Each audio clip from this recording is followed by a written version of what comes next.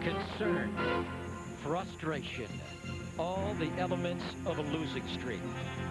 For the first time this season, the A's have fallen below the 500 mark. And with every missed opportunity, the tension builds and the aggravation persists. Can Barry Zito come to the rescue and awaken the slumbering A's?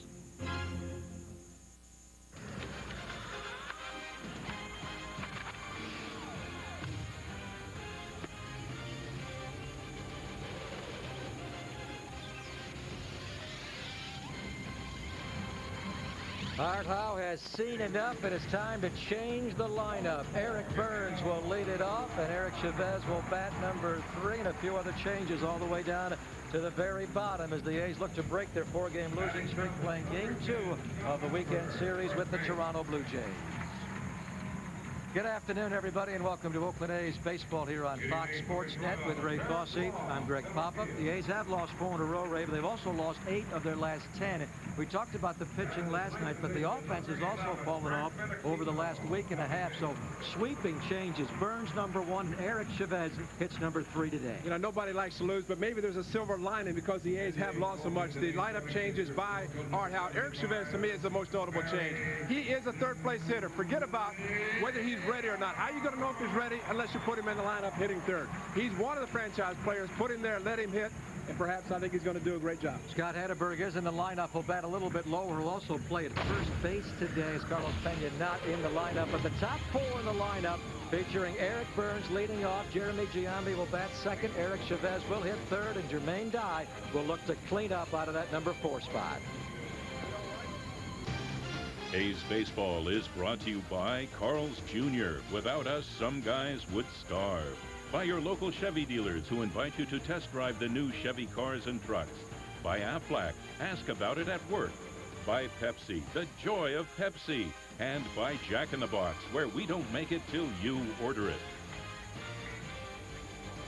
Weather-wise, it could not be any finer than right here just east of San Francisco Bay. What a gorgeous day. By far our best weather scene of the day, of the year, I should say, as we play this Saturday afternoon game. Grass is green and the sky is blue as the A's take on the Toronto Blue Jays, who got their 11th win last night. They're 11-22 overall. Big night last night for Carlos Delgado. 4-hit game off a 3-hit game the previous night in Seattle. He had been slumping 7 of his previous 54, but the last 2, 7 for 10 and a couple of homers in Seattle on Thursday night.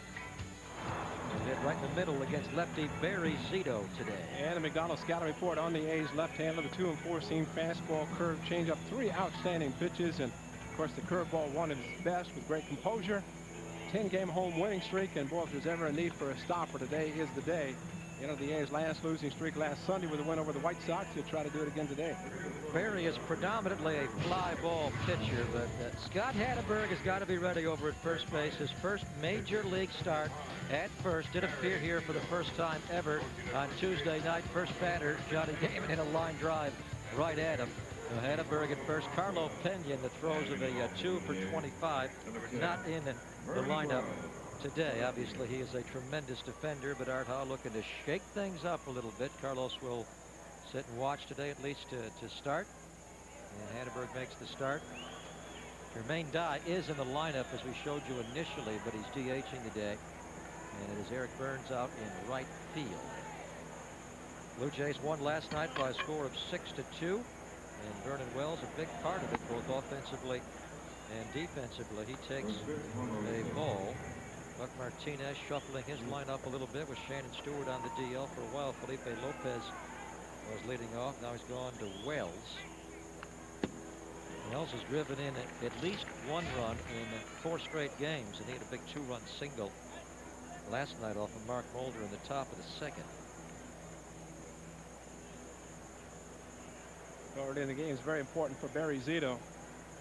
Carlos Delgado getting ready for his first at bat, but for Zito to get off to a good start, he has struggled sometimes in the early part of the game.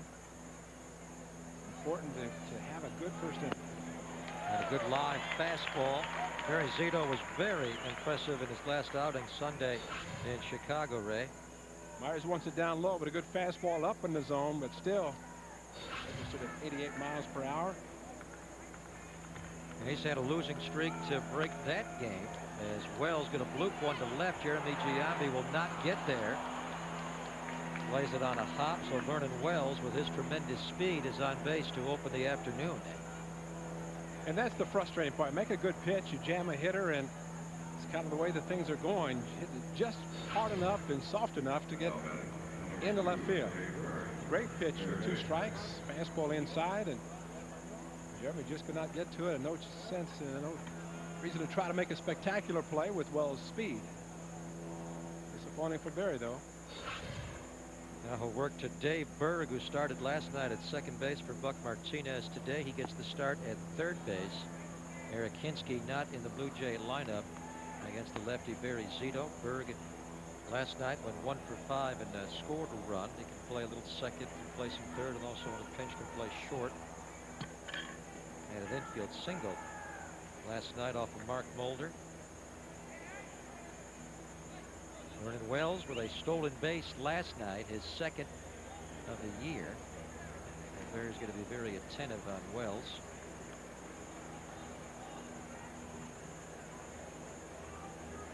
Buck Martinez last year went 80 and 82 his first year as the Blue Jays manager. They certainly have gotten younger this year with J.P. Ricciardi taking over, and they are 11 and 22.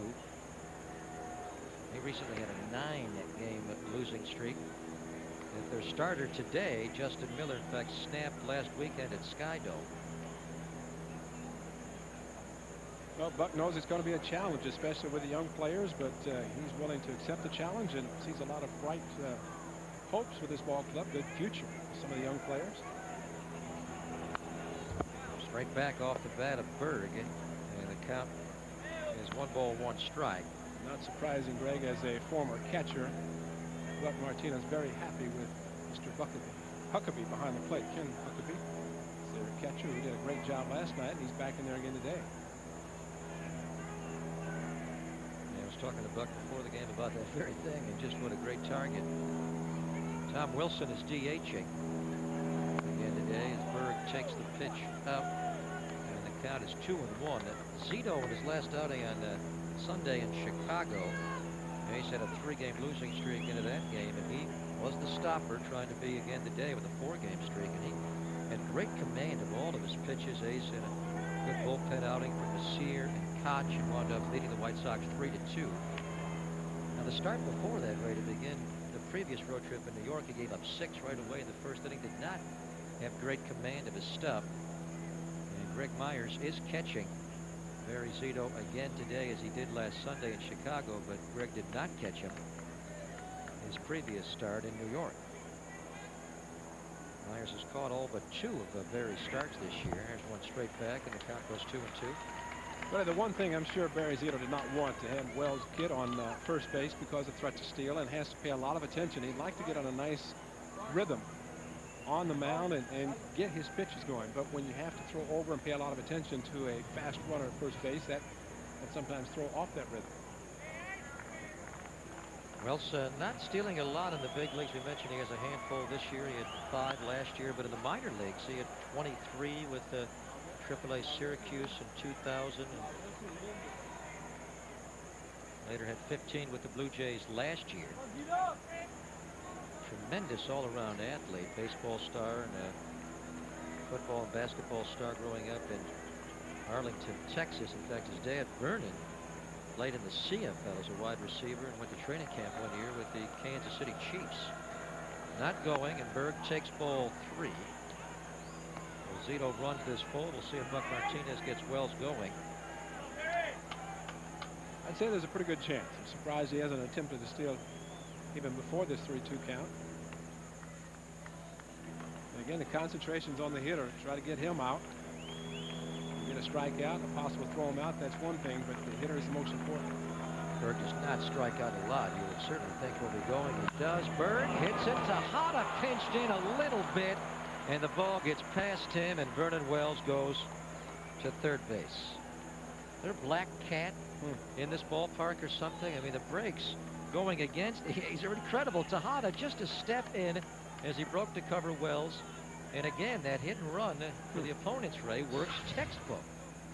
Well, Menachino at the top of your screen holding his position. And Tejada, as you mentioned, just taking a half step. And it was just enough. He was trying to hold his ground as much as possible because he probably thought there was going to be contact. Would have been able to get to second if there was a strikeout. But just that half step was enough with the momentum going towards second. And right away, Barry Zito's in a bit of a jam here. First and third, and nobody out. And the A's lost last night by a score of 6-2. And the difference in the game was the fact that the Blue Jays scored 4 runs in 1 inning. Outside of that, it's a 2-2 game. But they got 4 runs in the second inning. And once again, Ray, the A's are up against avoiding a potential crooked number as Jose Cruz Jr. is first and third and nobody out as he fouls the first one straight back. Well, in this case, a 1, get a double play ground ball and give up the 1 run, but get 2 outs and empty the bases because Delgado and Mondesi are waiting in the on-deck circle in the hole. Big curveball's a beauty. And that throws Jose Cruz Jr. Jose is a tremendous fastball hitter, but he has problems with curveballs, and Barry's got one of the best. And this is a great one to throw right out of the chute. Come right back with it, wouldn't you? Yeah, well, against this guy. Not a bad pitch. 0-2, he may make a chase, and he does. He goes up the ladder on a fastball and strikes out Jose Cruz Jr. Big out number 1 for Zito. Well, an even better scenario is right, strike out the side now, and he does that. This was just kind of a pitch to set up maybe another curveball if he was going to go to that sequence, but got him with a high fastball. After the good curveball, that fastball seems like it's 100. Now he'll face Carlos Delgado. Barry 1-1 career, ERA of 3.52 against the Blue Jays, and you want to beat this lineup, you've got to get these middle hitters out, and that's the big reason why the Blue Jays have been struggling. Had that long losing streak of 9 in a row. The meat of their order not producing, but they're starting to come alive. Delgado, as we mentioned, big night as he takes a strike. Try to crowd him as much as possible, not let him extend. Numbers getting better for Delgado, but he was really struggling in a 7 for 54 before a 3-hit, 2-homer, 4 RBI game in Seattle on Thursday. And last night, he had a 6th career 4-hit game, and his first since September of '99. Coming in again. Now the A's were shifting against Delgado during his at-bats last night, and a couple of times he rolled the ball past the shift. With first and third here trying for a double play, they're going to play Delgado straight up in the infield.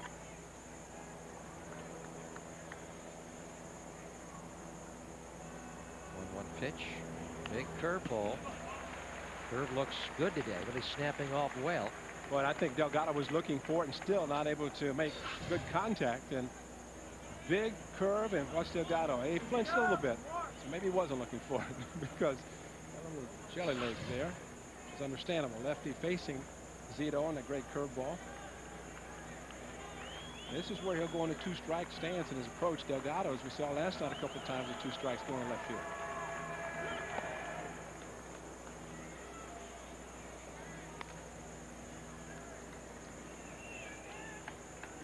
He's got to be thinking, when is he going to throw it again?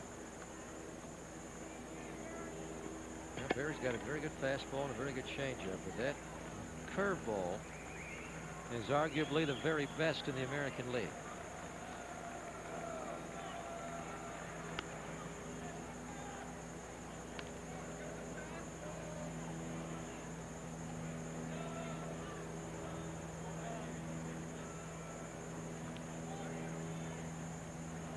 Trying to break out the big bats. Last 10 games they have struggled a bit offensively, and they will feature an entirely different lineup as they come to bat in the bottom of this inning against Justin Miller, former A's farmhand, who will start today for the Blue Jays. Oh, Delgado throws it, and he takes it for strike 3. 2 big strikeouts back to back by Zito.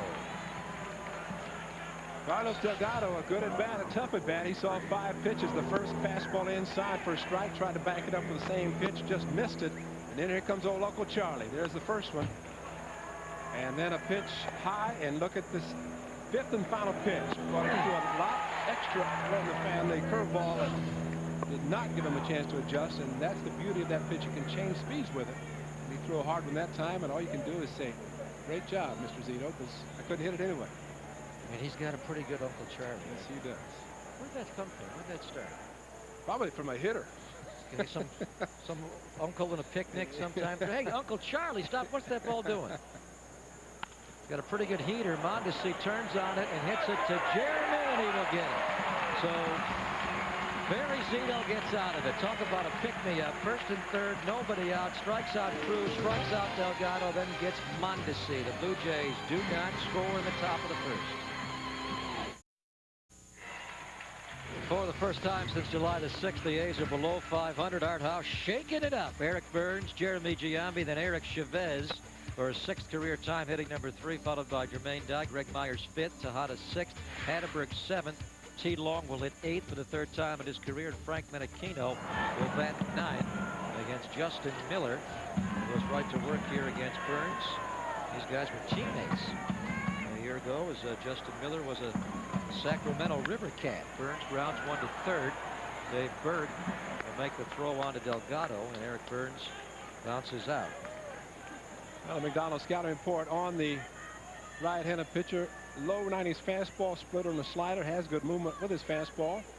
Likes to change speeds, and when he does, he is effective. Inquired from the A's for Billy Koch, a trade that has helped both clubs. Blue Jays got Eric Hinsky and Justin Miller on December the 7th. Defensively, Vernon Wells made maybe the biggest play of the game last night, throwing out Jeremy Giambi. Nice tag there by Huckabee. Jose Cruz Jr. in left. Raul Mondesi with a great cannon in right as well.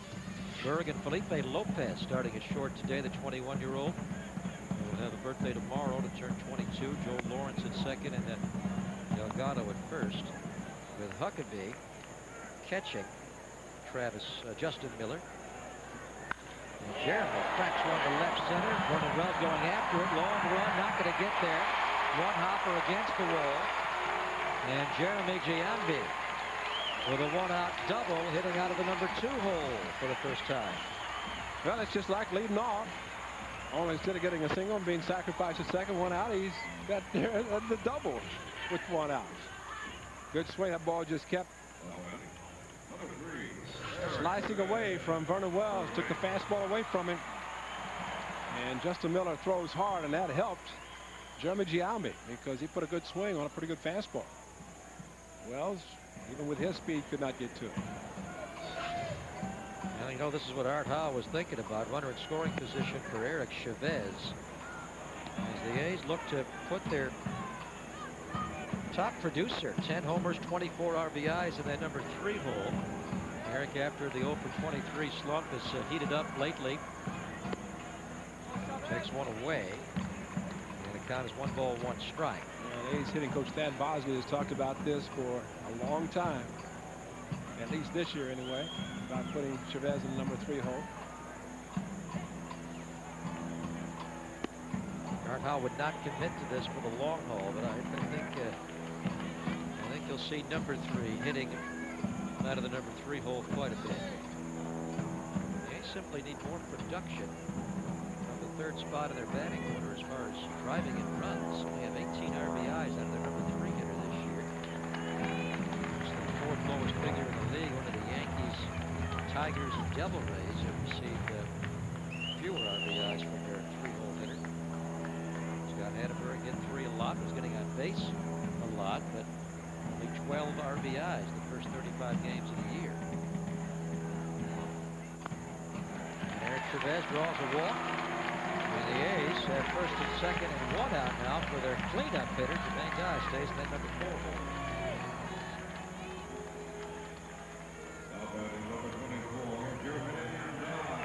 All right, I was saying before the game, some of the changes that he's made today will continue tomorrow and onto the road trip through Boston and Toronto, and some are just a day game after a night game scenario, and that's why Jermaine Dye is DHing, obviously. He's going to play right field, but he's DHing today. Way in tight on Justin Miller. Here comes Huckabee out to talk to Miller. Well, Miller has a lot of movement on his pitches, and it's tough, again, and we say it often about a catcher has to more or less set up in the middle of the plate. Mercedes keys to the game, and it's already been a good one for Barry Zito to be the streak stopper in the losing streak. Great first inning, stay away from the big inning. He did that in the first also, and this revamped lineup let him produce. So far, so good. Well, Arthouse shuffling the top three before he gets to die, and they've got first and second and one out. Jermaine Dye takes the pitch. Justin Miller now falls behind 3-0. Miller was struggling this year. He had one start and 4 relief appearances, giving up 14 hits and 9 walks. ERA over 8 in 9 2/3. That was leading into his last start. He walks Dye here to load him up. His last start, he pitched extremely well. And right away, he's going to get a visit from the pitching coach, Mark Connor, as Miller stopped their 9-game losing streak last Saturday against the Angels. Allowed only 4 hits and 1 run, 7 solid innings. And he said, Ray, that he threw basically one pitch, his two-seam fastball, the sinker. He got 15 ground ball outs that game. He said he threw it 95% of the time. It's what he's trying to do today, but it's just not hitting the location. And it's not the sinker going down, it's kind of the side movement. And as a result, missing the strike zone seriously. He's also got a 4-seamer, a slider, a change, and a split-fingered fastball. But he says if his sinker's working, he'll use that and whatever his second best pitch is all day. And that's it. Let's see if he can get the sinker to work here. As former Blue Jay Greg Myers settles in, and Myers moves up in the batting order into the number 5 hole. So had some big hits this year, and his first AB hitting number 5 is with the bases loaded. One sinks too low. Normally Greg still has his shin guards on, his chest protector sitting in the dugout, you know, down in the lineup, and somebody had to remind him. You're up. That's right. Way up is Miller. He just can't throw a strike right now. It's 2-0. Well, that's 6 out of the strike zone. The last 2 batters, Dye and now to Greg Myers, and you either sit on a fastball and hope it's a 4-seamer, something that's not moving. If you do swing at it.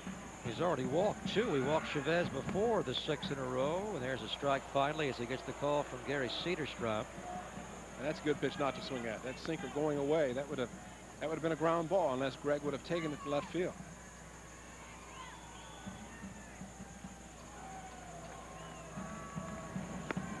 Takes another tough one, and the count is 3-1.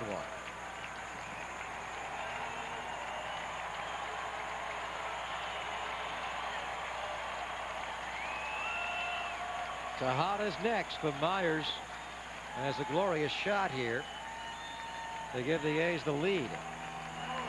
And he does by merely standing there and taking 5 pitches, 4 of which were not close. Justin Miller walks 3 in a row, and right away the call has been made to the bullpen. 1-0 A's. Jeremy Giambi scores. RBI to Myers on the walk. His 10th of the year. And that's a veteran at bat by Greg Myers. Sure, you want to be a hero, you want to drive in a couple, but just as happy swinging or not swinging at those pitches out of the strike zone. Sometimes it's better just to be patient and force the pitcher to come in with a good pitch to a hitter. Scott Air gets up in the Blue Jay bullpen, one of 4 lefties they have, and he can stretch out a little bit. Here's Tejada now.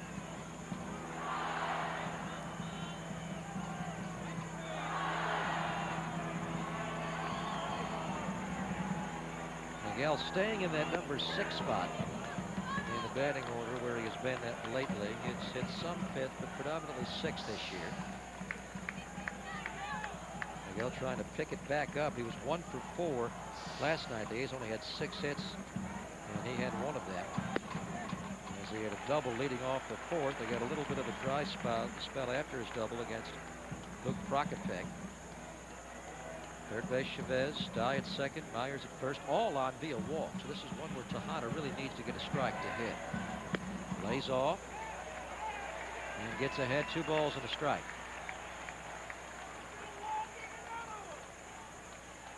Buck Martinez, again as a former catcher, realizes that sometimes it's better to start throwing a breaking ball. The one pitch is moving too much out of the strike zone, and you need to maybe throw something else to get him out of that pattern. Tejada hits it right to Lawrence. Lawrence will flip to Lopez, and that's a double play. So the A's get only one after the bases loaded walk, but Miguel hits into 2, and that'll be the inning. Giambi scores after a double. 1-0 A's after 1. Well, the Athletics take an early 1-0 lead with a run in the bottom of the first. Could have been perhaps a few more. As you see the sequence of pitches to Miguel Tejada. The key here, watch his hips. As he looks like he's looking for a pitch that he can pull. And ultimately, as he gets the 2-1, it's a pitch away and is up a little bit, but an easy ground ball to second. Taylor made 4-6-3 double play. But in that situation, just kind of right up the middle. If the pitcher's struggling, just think right up the middle. And Miguel's been good about taking that outside pitch and driving it hard, but I think he just had in his mind that he wanted to pull. And that helps the single ball pitcher. And we'll see how his future at bats go. It's curious because most pitchers like to work Tejada away and get him to swing at a pitch just like that. That appeared to be ball 3. And he hit in the double play. The A's up 1-0 now. Work against Tom Wilson, DHing again this afternoon after his big game last night, a career best game, although he's only had a handful of big league games. Played his first 9 with the A's a year ago. And he drove in 3 runs last night. And bases loaded single off the wall and left, and a later base hit to bring in a run. Now it's 2-1 to Wilson. They'll be followed by Felipe Lopez and Ken Huckabee, Blue Jay catcher. Again, Wilson is DHing. Ryan Lesher was a late scratch to their lineup last night. He has a hand injury, Buck Martinez says. He was not available to hit last night, and they hope he can hit if they need him later today. That one dinged Myers. Mary Zito's making his first start today since signing his contract extension this past Tuesday. Barry signing a 4-year extension through 2005 with a club option for the 2006 year.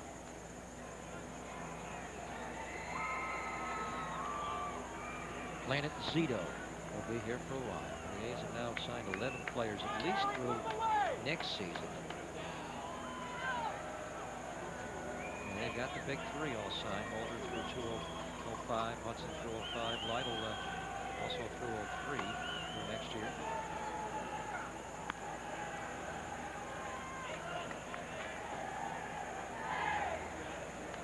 That goes full.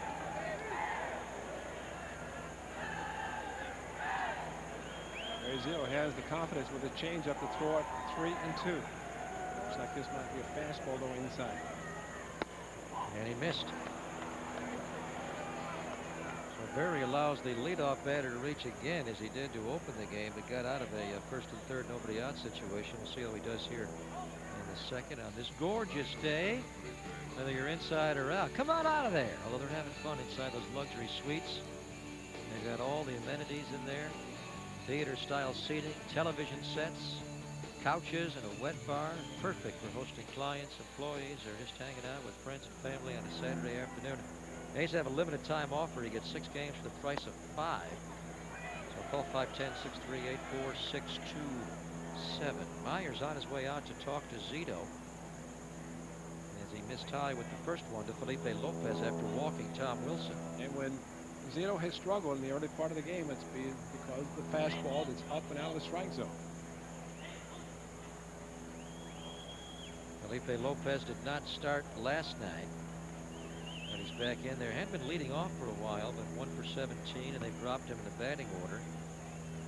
He's tailed off in May, 4 for his last 32, but he is one of their hot prospects along with Eric Hinsky. He's going to be part of their left side of the infield for many, many years. Former round 1 draft pick out of a high school in Florida back in June of '98. Born and still lives in Puerto Rico.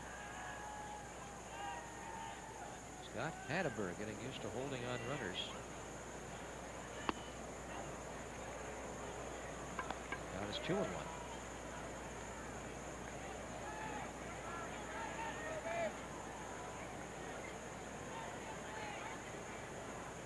umpires looking into Ken Maka for possible throwovers.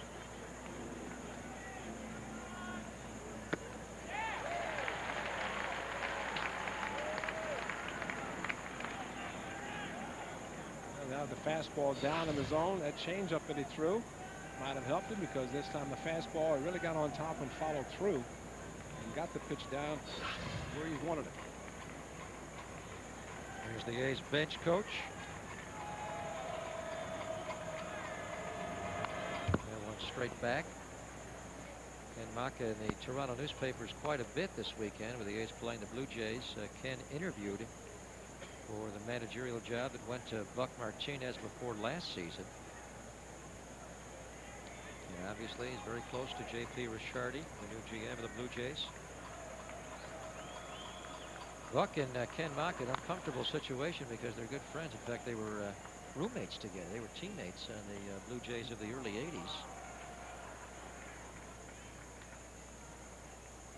Roommates? Roommates. That's a strange word. In today's baseball, Yeah. it is. When did that stop? Well, one of the negotiations. It's, You could always pay extra and get your own. Right. Couldn't you? Pitch is up. Oh, No, says Brian O'Nora. Lopez did not swing. And the count goes full now, so Barry Zito's going to throw another 3-2 pitch. Gary Cedarstrom, the plate umpire, and the appeal to Brian O'Nora. See what Tom Wilson does here from first base. Catcher, will he be running? No. Lopez fouls it. You remember last Sunday when Barry Zito pitched in Chicago, and as he said afterwards, he thought his pitch count was okay and he'd be able to go deep in the game, but he had 17 pitches. There were foul balls with 2 strikes. And Rick Peterson said there were a lot more foul balls, and I asked Rick about that. And he said his stuff is so good, hitters can't make good contact. That's pretty good description of why that happens. Yeah, Lopez chases one here and strikes out for the first out of the second.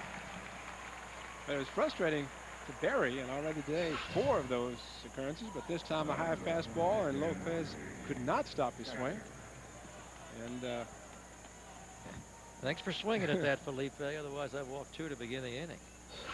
So Rick's point is, most pitchers, those will be balls put in play, right. But against Zito, they're merely foul balls. Yeah, it's just stuff is that good. And he's got 3 strikeouts to open. It'll work to Ken Huckabee behind the plate again today. A little tardy on that fastball. Huckabee his first major league hit last night off of Mike Venepro in the 8th inning. Played last night at only his 2nd major league game. Just called up from AAA Syracuse. Played 1 game last year for the Arizona Diamondbacks after almost 1,000 minor league games. A souvenir coming their way on a Saturday afternoon, and what a gorgeous day. Check it out today. 68 degrees at first pitch and soaring. Gonna need that shade later on. Need it right now. It's going to be a gorgeous day tomorrow as we wind up the homestand on Mother's Day. It's a good look.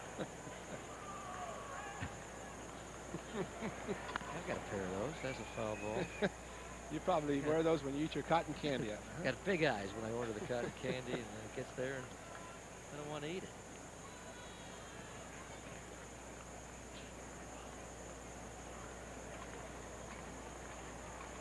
Brockabella.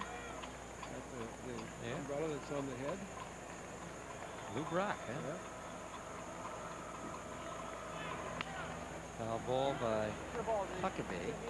And again, Zito trying to finish him off. There's a little different twist on it. 15 Pachyderm. A little roasty with those. So the Rangers come in. I was talking to the guys wearing the green and gold wigs.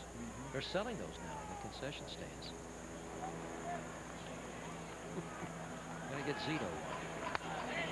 Hit hard and foul. So again, we get a couple of strikes and foul ball, foul ball.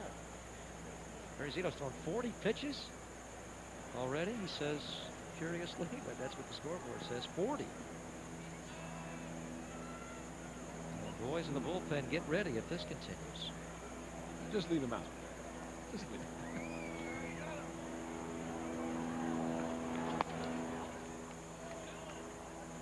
Roberta and Joe came all the way from L.A. to watch their son pitch. Let him pitch.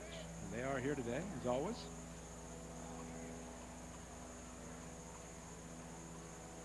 He has walked one in the inning and allowed a couple of hits in the first inning. 1-2 pitch, and he'll get Huckabee here. So another Z around the Coliseum. Barry strikes out 2 in the inning, and now 4 of his first 5 outs have been strikeouts. Took 7 pitches, but he got him. And it took just the fastball right in the middle of the plate. That's maybe the solution there. Don't try to hit the corners or curveballs or change up. Just say, here, hit it. That's what Greg Myers, with the target he gave, maybe that's what he was thinking. No, they haven't put that backwards. The backwards K is, of course, a called strike 3. I would think Barry Zito gets more called strike 3s than most pitchers because of that curveball. Huh? It will fool a few guys. Here's Joe Lawrence. We're seeing him for the first time. Lawrence is going to be the guy. He's the man at second base. They let Homer Bush go earlier in the week, designating him for assignment. They had 10 days to mull it over, and J.P. Richard needed 2 days. He just outright waived the guy. Well, Lawrence, at age 25, former round 1 draft pick, back in '96, takes over at second base. We also have a young man at AAA Syracuse named Orlando Hudson, but Lawrence will be their everyday second baseman, so you fantasy leaguers pick up Joe Lawrence. Missed. 1-2.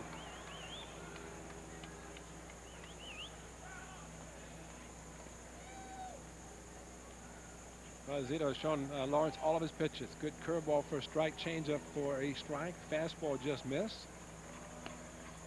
Another changeup that missed.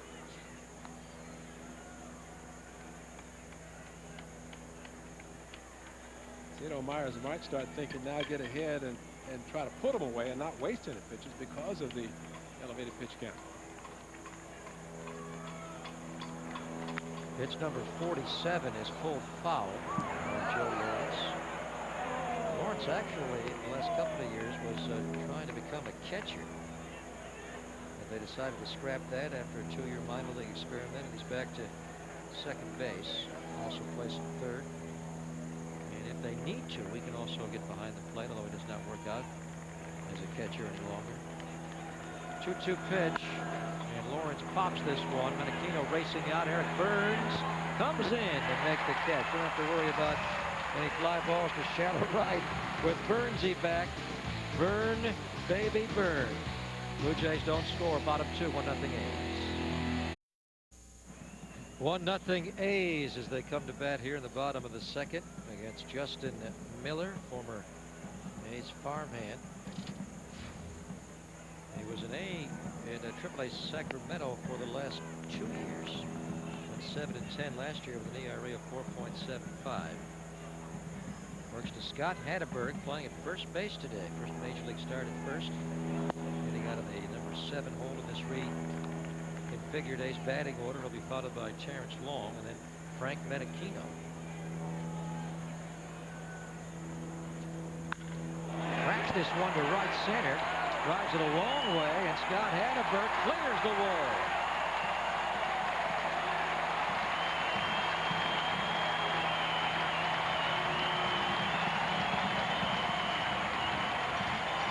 Hatteberg likes his new spot. Third pitch he sees, he cranks out for his 4th homer as an A, and the A's 50th homer of the year to make it 2-0. Well, the first 2 pitches were down here. Look at this one. Bap right there, and that's the difference of a sinker ball pitcher getting the ball down where he wants to and not sinking and staying straight and about 390 feet away. Terrence Long takes a ball. A's had not homered in back-to-back games last night in the matinee against the Red Sox, but Hatteberg crushes one. Now see, Long takes it up the middle. That'll bounce on through. Again, a pitch up from Miller. Scott Hatterberg playing at first base, and Scott Hatterberg hitting 7th. So a change. Once again, the pitch. Look at the location, and Miller wants to get the pitch up or down to be effective. And Terrence Long, good pass. Remember last night when he tried to pull a pitch and he popped up? See the difference in the swing there compared to last night? It's just that straight through. When he tried to open up, brought his bat under and popped the ball straight up, just trying to move the ball to the right side. Now here's Frank Menachino. Menachino hitting out of the number 9 hole. Again, Brady Velarde, day game after a night game, so Menachino was in there trying to get going after a good start. He was hitting .280 the first couple of weeks. He's 11th for his last 67. Velarde started last night, went 1 for 4. Makes a breaking ball, one of the few that Miller has featured today, and it's a strike.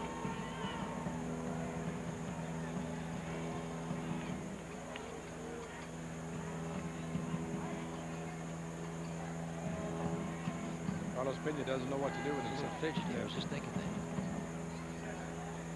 He was out taking ground balls at second base today. But Menachino, he takes ground balls from Ken Knock all over the place. Scott Hatterberg likes it. He said, a lot better than DHing. He had something to do in between at-bats. So Penny's the one who's swarming over there. Better than DHing, but also better than catching. Nice happy medium. Not as sore. Now it's 2-2 on Menachino. Well, the mental strain at first base, especially when you're uncomfortable with position, it's new. That can be tough, but he's been working hard, starting in spring training with Ron Washington. Wash working with him every day here in spring training. Trying to get him comfortable at first. Oh, chop. Tough play here for Bird, and he will not throw it. Tried to get Long to advance, but did not release the ball. Smart play by Dave Berg as Menachino chopped that off the plate. So first and second now, and nobody out in the 8th second. How many times do you see a third baseman put his glasses down on a ground ball? But watch him. This ball hit so high, he has to put his sunglasses down, the flip downs, so he could catch the ball.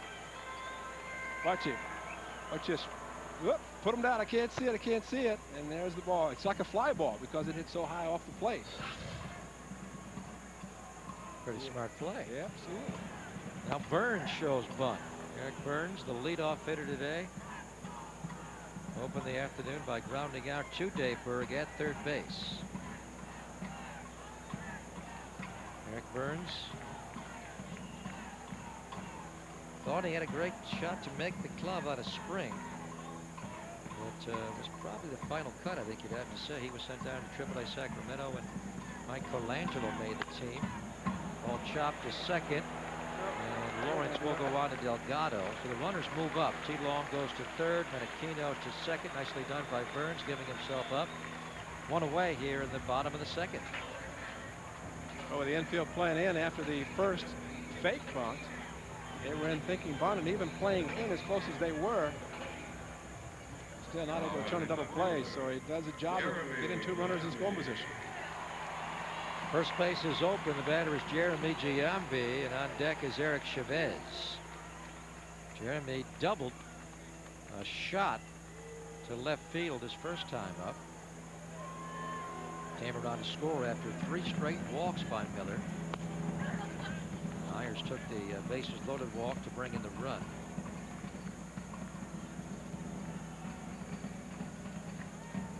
The A's have Justin Miller on the ropes again here. Infield is back. Down is 1 ball, 1 strike.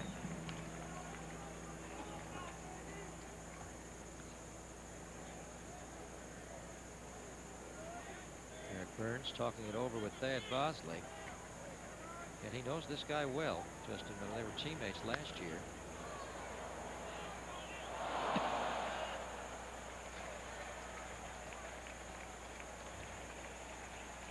Miller actually began his pro career with a Rockies organization. June of '97, he was a 5th-round pick out of La Harbor Junior College down in Southern California. He was a JUCO All-American. 3 years in the Rockies chain. Then he came to the A's in that big 4-team deal. Remember that deal involving the Rockies and the Devil Rays, the Brewers and the A's. Well, it's not surprising that it was drafted by the Rockies because they're always looking for sinker ball pitchers to pitch in Coors Field, where the ball really travels in the air. Except now with the dehumidifier, or the humidor. The humidor is. Probably want to sign Cubans now, huh? Gonna get a Cuban sinker ball pitcher. How about that story? As Jeremy hops at foul. Coming over is Dave Berg. They got a Rojo. They did. Now he's gone now with Boston. But Major League Baseball has approved this. As long as they don't change the specifications of the baseball, they're allowing the folks at Coors Field to store the baseballs in a chamber, and it works much like a cigar humidor, designed to keep the balls from drying out and shrinking in the low humidity. Jeremy again, foul. He's running his own 5K right here, trying to catch these foul balls. They keep the room at 90 degrees, so condensation does not form on the balls. The humidity is set at 40%. Same conditions where the baseballs are stored in Missouri. And it's working. It runs production at Coors Field way down. So the pitchers get no credit. None. Those back-to-back shutouts they threw, nothing. Jeremy going to roll and foul again. Question I have is, do they use different balls when the Rockies are pitching as opposed to when the Rockies are batting? Did John McGraw do that? Geez, the Giant manager used to freeze him. Well, they did it in Chicago. The White Sox, yeah. Like hockey pucks, huh? Yeah. So they don't bounce. It seems a little odd. But again, baseball's going along with it. 2-2 pitch to Jeremy. And again, he fouls one off by Justin Miller, making Miller work a little bit here. Now, are the balls put in the humidor, is it rubbed up or not rubbed up? Is it pre-Delaware mud or post-Delaware? We're not going to Denver anymore, so we won't have to research this.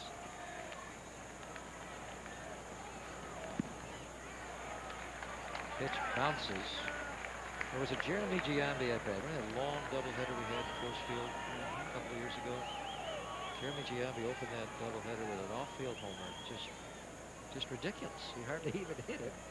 And he hit it down the left field line for a home run. The game is going to be a little different here.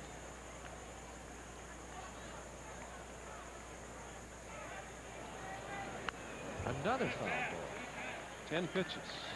Yeah. 11 coming up. And Bosley will have a certificate to Francesco's waiting for him if successfully gets on base with this pitch or one of the pitches. He may be up there for a while. And he's not done. At 11, it'll be 12. And this is not unusual for Jeremy. He does see a lot of pitches, whether he's fouling them off or just taking them.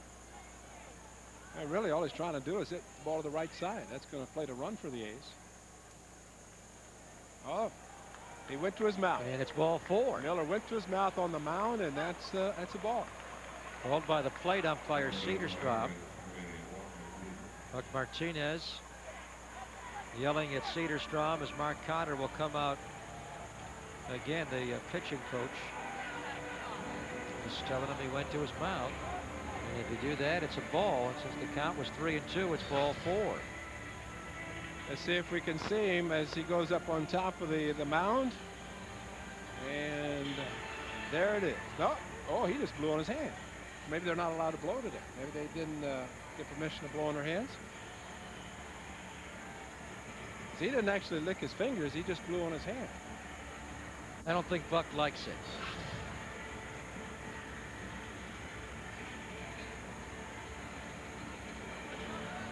Had a nice day today. Perhaps they didn't get permission to do that, which are pretty standard, isn't it, though? Well, the bases are loaded now.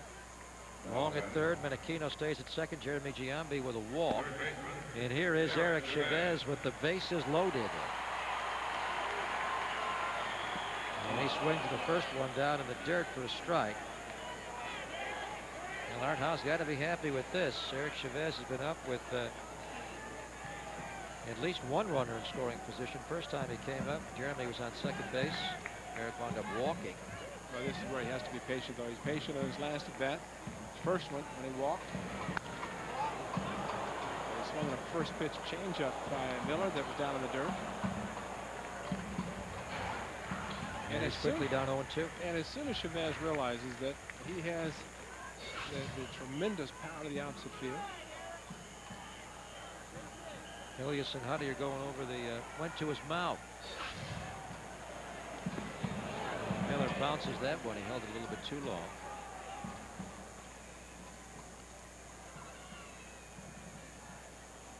Three career slams for Eric Chavez.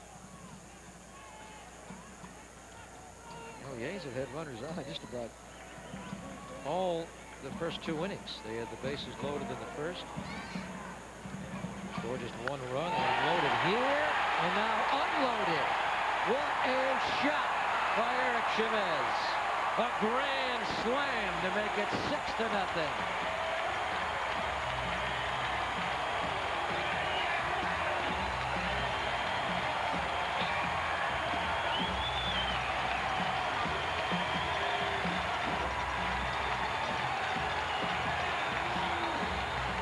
Eric Chavez now leads the American League in home runs with 11.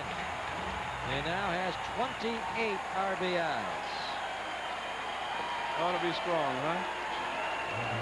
Not a bad pitch by Justin Miller. The pitch was down, but he went down and got it.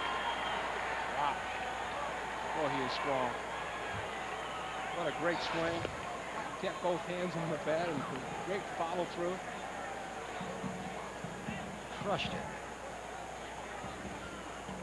Well, when he gets a flush, he really hits him a long way. Jermaine Dye straight back on the screen. So the A's bust out with a 4 spot here. Now they're the ones that have the big lead. Home plate umpire Gary Cedarstrom allowing Jeremy to reach. And he went to his mouth to load the bases up. And the new lineup seems to be working just fine here. Scott Hatteberg with a home run. He was the number 3 hitter. Now he's hitting number 7. He opens the inning with a homer. And now Eric Chavez, who was the number 3 hitter now, unloads with a slam, his 4th career slam. Jermaine Dye. And he's out on strike 3 called, 2 away.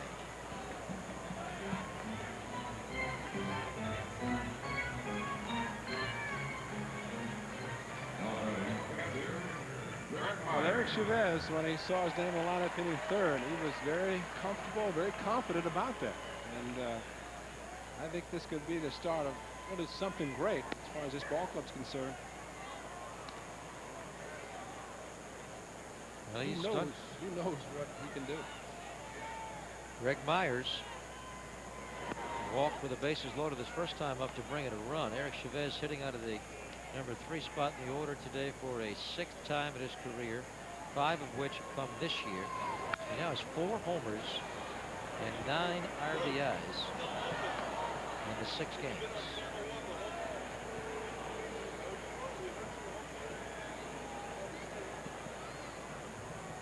Has Thad Bosley stopped smiling yet? Greg Myers is swinging a miss, so Miller recovers after getting slammed to strike out the next 2. The A's hit 2 in the inning. Both the guys in new spots. Scott Hatteberg, former number 3 hitter, leading off with a home run, his 4th. And then the new number 3 hitter with a slam. And Eric Chavez leads the whole league with 11 homers. 6-0 A's after 2.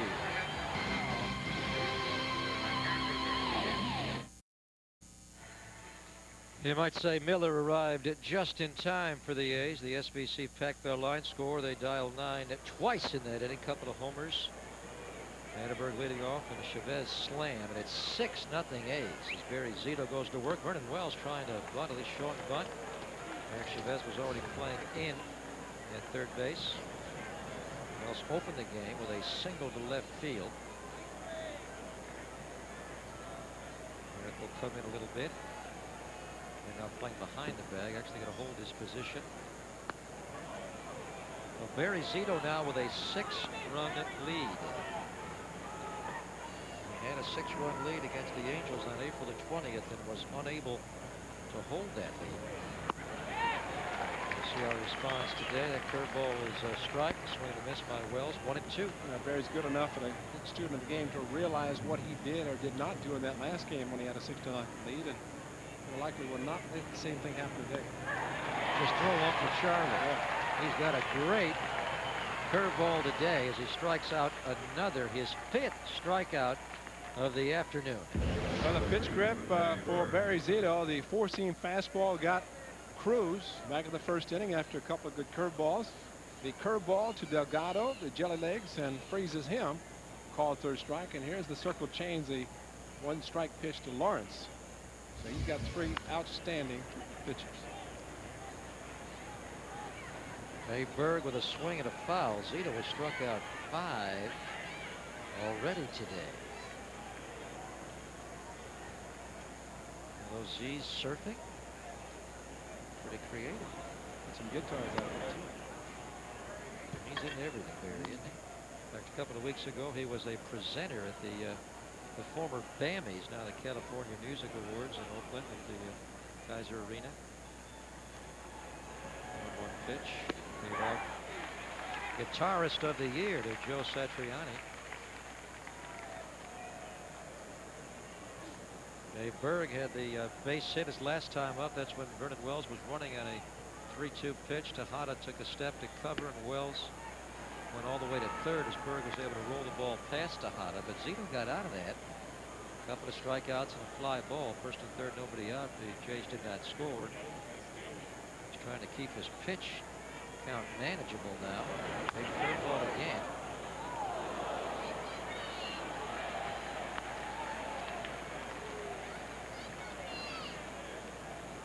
Does the curve, Ray, also contribute to all the foul balls because it's kind of a pitch where maybe you can't hit it, play, but you can just foul it and get another one? Well, you hope to be able to just foul it. That's what the hitter seemed to do. Change up there. Berg went down and stays alive. Hatterberg goes for a jog at first base.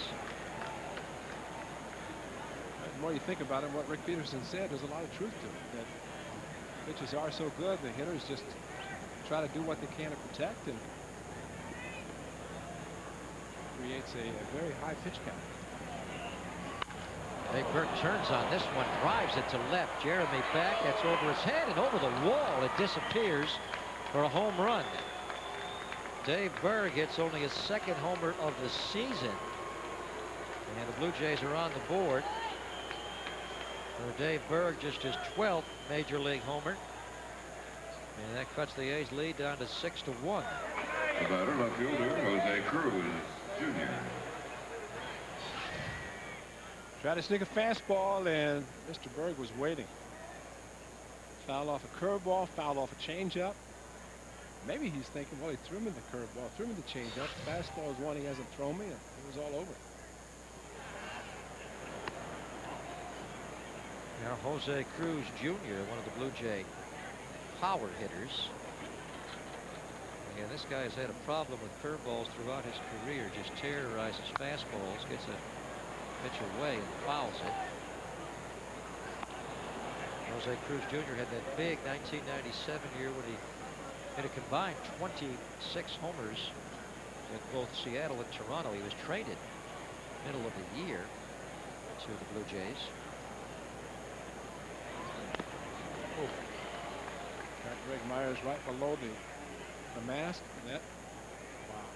Twice today he's been hit. This one a little more painful. But he's got a little bit of an extension on his mask. But I think it got him under, maybe even the throat. Watch right above the glove, right below the end of the mask. Oh, it got him underneath.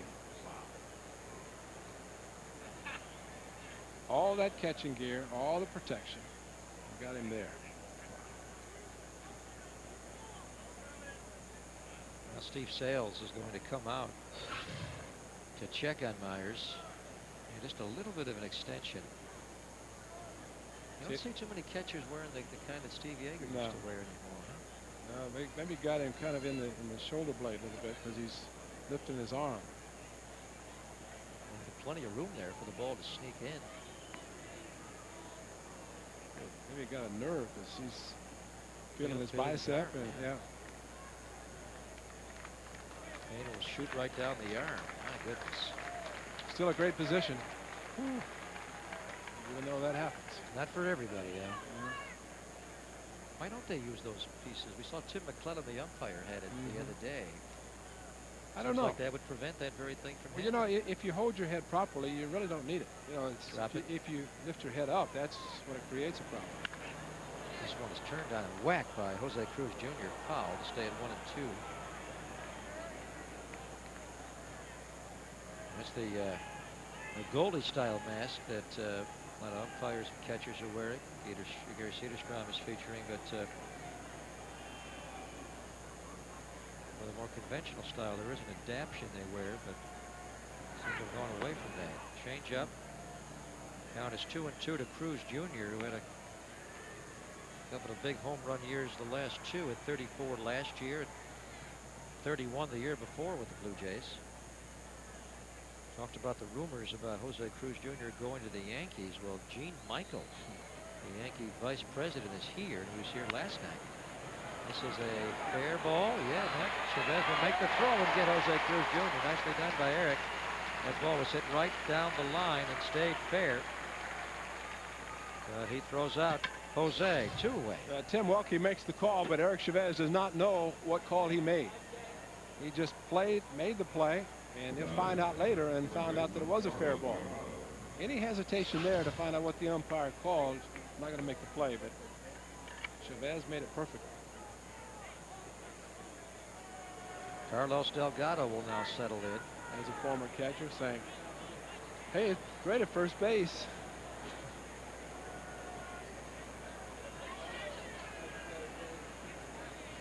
Carlos Delgado. Forgot it.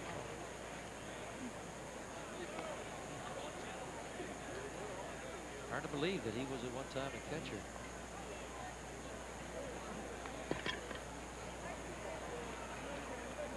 One-0 pitch. It's a foul. Gene Michael dropped to the booth to say hi to Ray before the game today here, and looking at these Blue Jay outfielders. Talk about the Blue Jays acquiring Nick Johnson if they do make the trade. What will they do with Carlos Delgado? Will he become a full-time DH then? Way out in front. Zito struck out Delgado back in the first, and he's got him down 1-2 strikes. Well, he's just staying with the curveball, and why not? If you're a left-handed hitter, it's such a tough pitch to follow. Yeah, I think what Zito did in his last at bat, and maybe do it again, throw it hard. Fastball right down the middle. Delgado was not looking for that, and he took it, dropped the bat, and walks away. Delgado was struck out twice today, each time strike three looking. Right down the chute with a fastball. 6-1 after 2.5.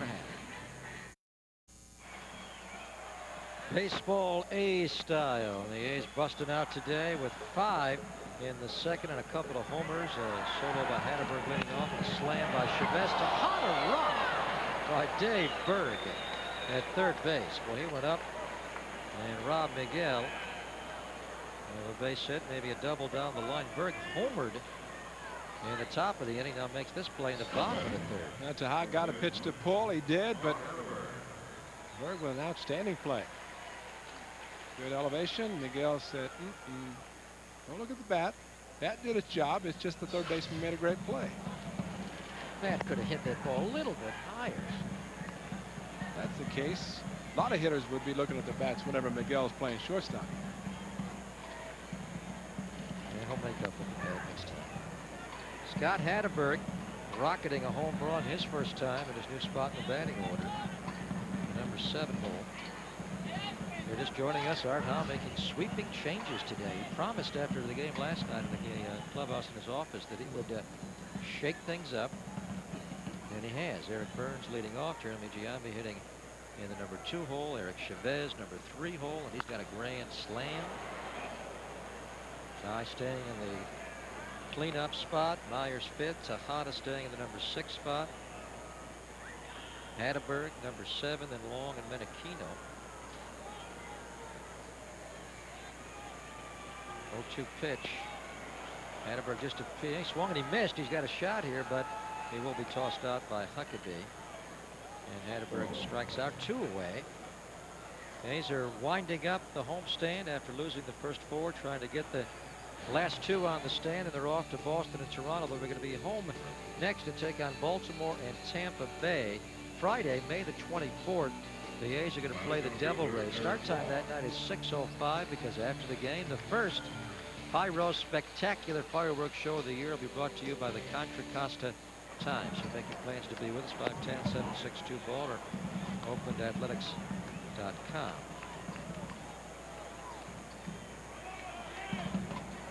Devil Rays playing later on. It's the only day game in the American League. They're going to try to break that hideous 15-game losing streak tonight, 3:15 our time, 6 o'clock in Florida. Tanny and Sturts against Calvin Maduro. I'm glad this is a day game. Get a chance to enjoy a beautiful day at the park. Saturday afternoon. Yeah. Saturdays are day games, although a lot of teams have gone to night games on Saturdays. With the exception of the Chicago Cubs, they just play the most day games in baseball. Long, one hopper. Delgado, the former catcher, will flip and make the play, and it'll be a 1-2-3 for Justin Miller. We have played 3, A's 6, Blue Jays 1. Those are surfing. We're surfing USA here. Surfboards here for Barry Zito. 5 players with at least 35 homers and 100 ribbies for 4 straight years. 5 guys. Our Athletic Trivia question wants to know today. And the reason we bring it up is one of them is, at least one, is in the ballpark. Carlos Delgado. There's a swing and a miss for Raul Mondesi.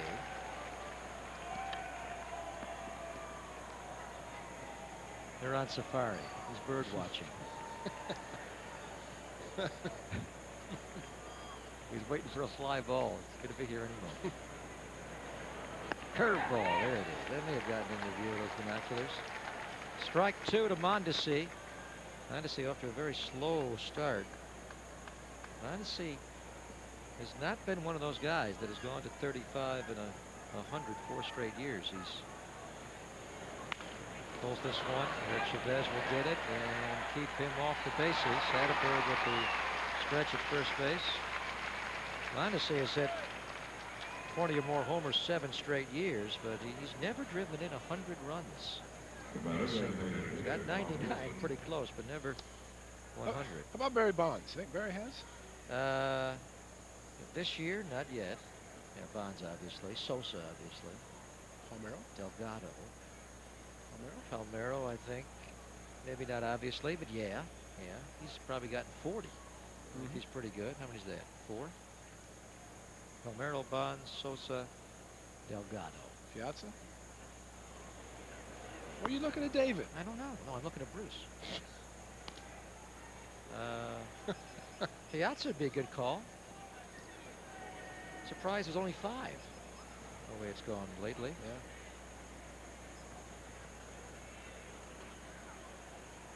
How about Jason Giant?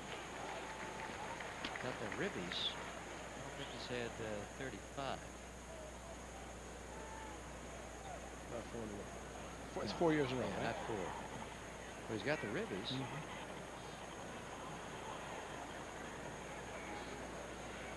1-1 pitch. Manny Ramirez. Ooh, good call.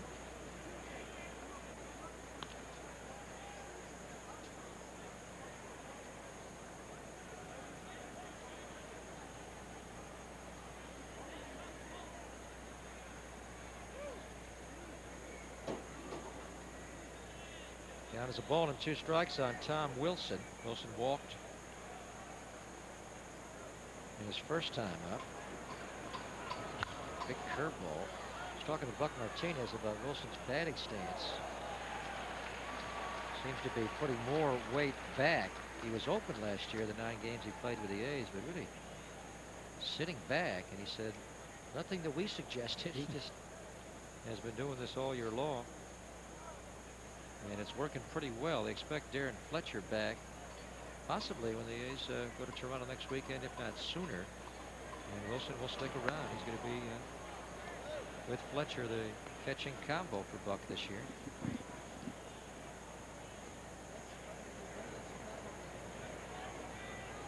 Count is 2-2. Barry Zito approaching 80 pitches on the afternoon. This will be number 78 here. And it's fouled again. How many of the 78 have been foul balls? Oh, they've really been making this a foul outing. That's 13 with 2 strikes. He's had more foul balls, but with 2 strikes, 13. All that does is just add to the pitch count.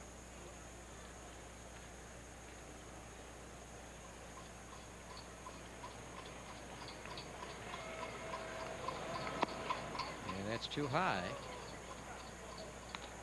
As well as he's pitching, it seems preposterous, but the first goal, he's just got to make it through 5 innings.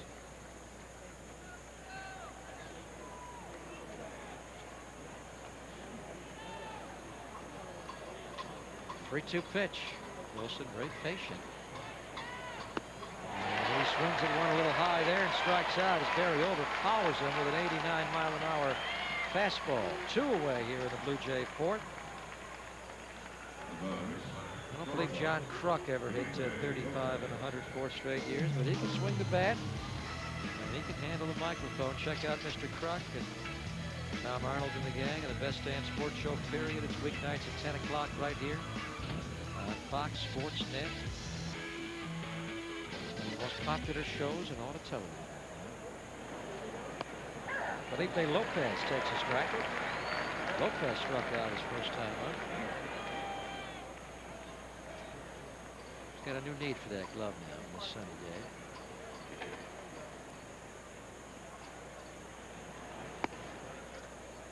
One ball, 1 strike. Lopez, one of 7 Zito strikeouts on the day. Barry coming into the game had struck out 37.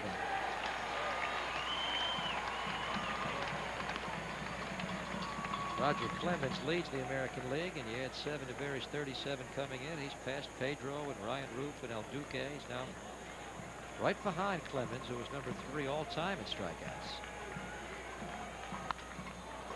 Hit the other way. Ball going to slice, but stay fair for Lopez. Eric Burns will dig it out of the corner. Lopez takes the turn, and he will stop with a 2-out double here in the Toronto fourth. That's what happens when you hang a curveball, and Zito hung it up in the eyes of Lopez. Did not have a real sharp break, stayed up and flat-footed.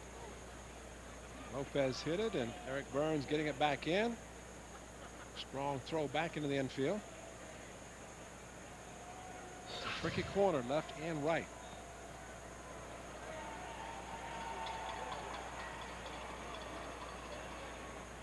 So Lopez now in a scoring position for Ken Huckabee. Base set for Lopez, Toronto's 4th off of Zito. Gave up 2 in the first, but got out of it.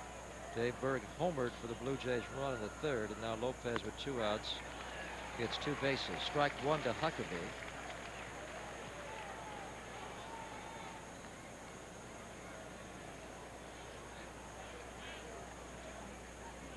Blue Jays signed Huckabee as a minor league free agent this past January.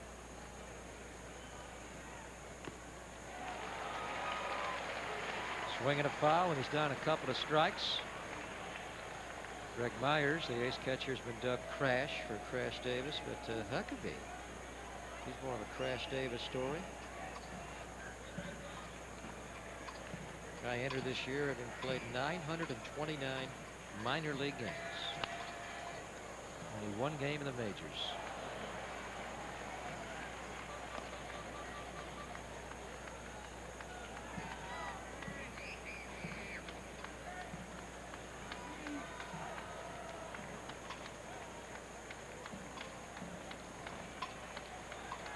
0-2 pitch. Zito trying to put Huckabee away and get out of the inning.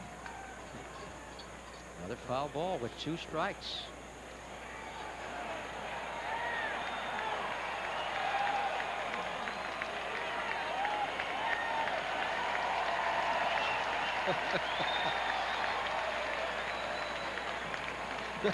Becoming a cult hero, our guy. Yeah, Nixon, what are you doing? Next to a left occurred. You can't be doing that.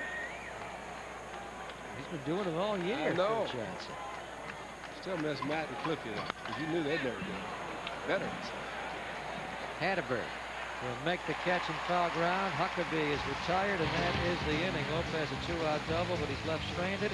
Jays don't score. Still 6-1 A's. Bottom 4. Our Aflac trivia question earlier today asked for the 5 players with at least 35 and 100 each of the last 4 years. Of course, Carlos Delgado of the Blue Jays is 1. Who are the other 4? And it's surprising that Barry Bonds is not. Palmeiro, Manny, A-Rod. We forgot about A-Rod. Sammy Sosa. No Piazza. No Barry Bonds. Bonds had that injury-filled year in '99.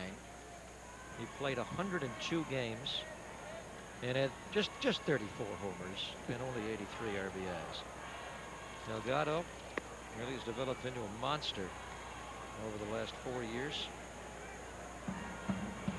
And that's a good thing to say. Yes, yeah, he's Monsters Incorporated. Right. Well, they're not really.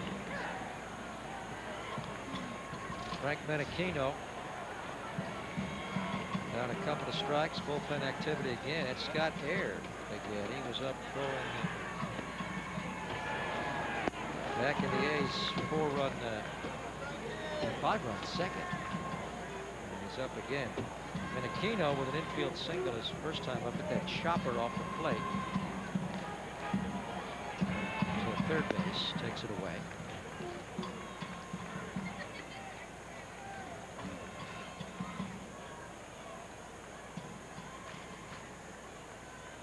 Think about those big sluggers that give you 35 and 100. In today's baseball, they also give you a 300 batting average. Delgado had a 344 a couple of years ago, 292 and 98. Used to be one or the other. Now they do it all. Menachino lifts this one to Delgado. Delgado battling the sun and the sky, especially difficult today. But he hung with it and made the catch. 1 out. So really, Wade Boggs could come back as a player and do everything, because he would not hit home runs because he thought it would affect his average. But it's a good point you make, Right because fielder, today Eric Burns. you do see. I mean, Manny Ramirez. Of course, A-Rod. I mean, they're all very good hitters, average as well as a home run. Ground ball by Burns. Does it again. He opened the game by rolling out to Berg, and he does it for a second time. He hustles down the line, though. You cannot hold the ball at all with Burns running down the line. He is 0 for 3. Last time up, he gave himself up to move runners up a base. 2-way. So far, Art Howe and Thad Bosley have got to be very happy with the changes.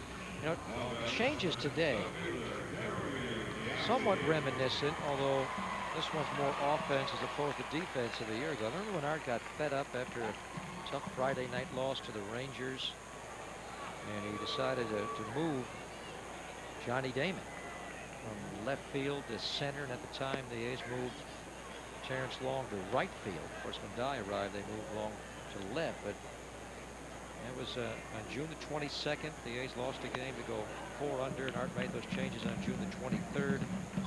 A's really began to get hot that following Wednesday. Remember, they were 35 and 40, and then just took off. Went 67 and 20 the remainder of the year. Then went 102.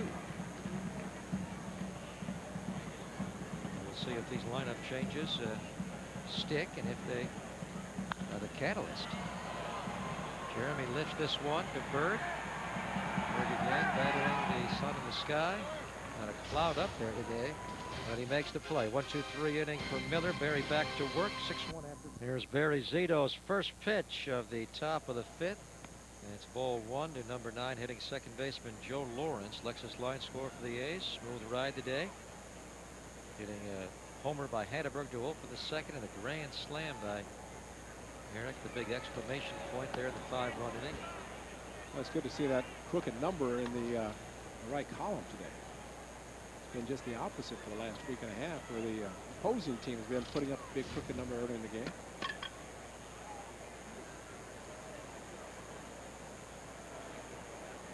Two-0 pitch to Lawrence. Lawrence pops it. Hatteberg at first base. And they need to fight that one. All of a sudden, they're hitting all pop-ups on this gloriously sunny day. One away. There's Johnson, her hustling bat boy.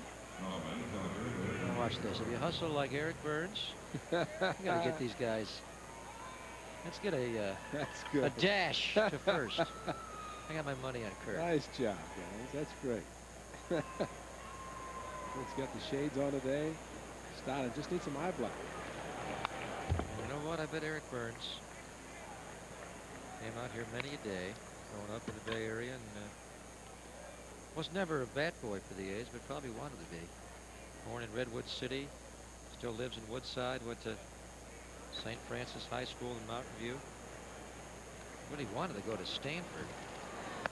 Wound up at UCLA.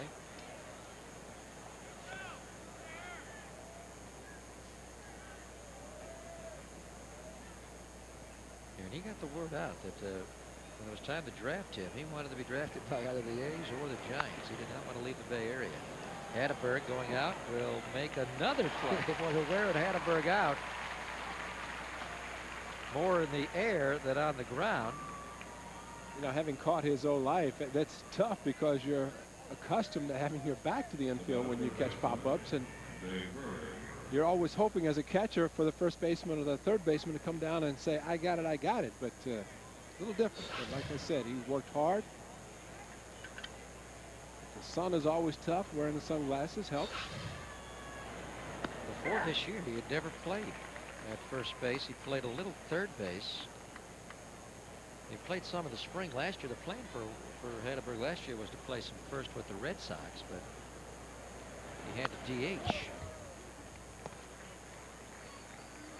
Actually, he was going to DH a lot, and then Manny got hurt, and Manny had to DH. Dave Berg last time up with a home run out to left field. The Blue Jays' only run of the day. Zito jumping ahead quickly all day today. Gets ahead a couple of strikes. He's a couple of pitches shy of 100 now as he looks to get this last out and get through the fifth.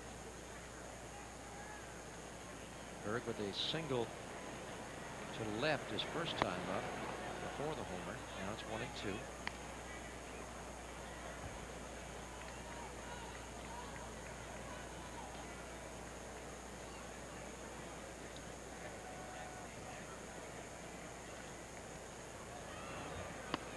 Fastball, and he blows by Dave Berg. So Barry Zito with a 1-2-3 inning. We have played half the game. Our slammer, Eric Chavez, will lead off when we come back bottom 5, 6-1-8. Eric Chavez will open the bottom of the fifth. In Eric's very last at-bat, he hit with the bases loaded, and he unloaded. That's called hitting it in the sweet spot of the bat. 4 scored. A grand slam for Chavez. And now he's going to lead it off here in the bottom of the fifth. That was the A's first grand slam of the year, and they're looking for their second here. Mitch Peters is watching A's baseball on Fox Sports Net over in the city. He's our winner of Volvo Grand Slam fifth. Mitch has already won a couple of tickets to watch A's baseball here at the Coliseum. But if the A's hit a slam here in the fifth, Mitch has got a brand new Volvo S60. Scott Air is going to take over after warming twice. He gets into the game for Buck Martinez. It was lefty on lefty against Chavez. There says the Chavez slam. Justin Miller did a great job. Retired everybody since. 8 in a row. 8 in a row on his way out the door.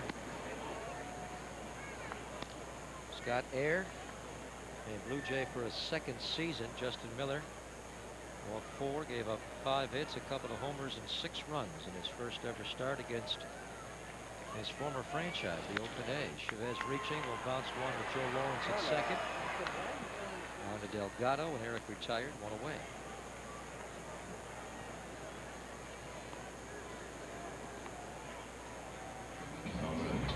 Jermaine Dye walked his first time up, then struck out. And after Eric Chavez unloaded with a slam.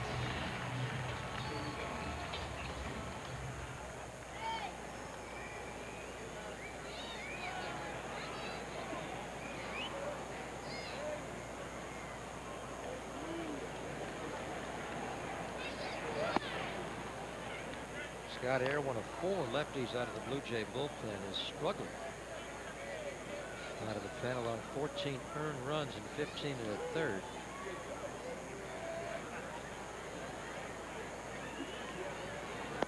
Actually started some games for the Blue Jays this year with all their injuries among their starters.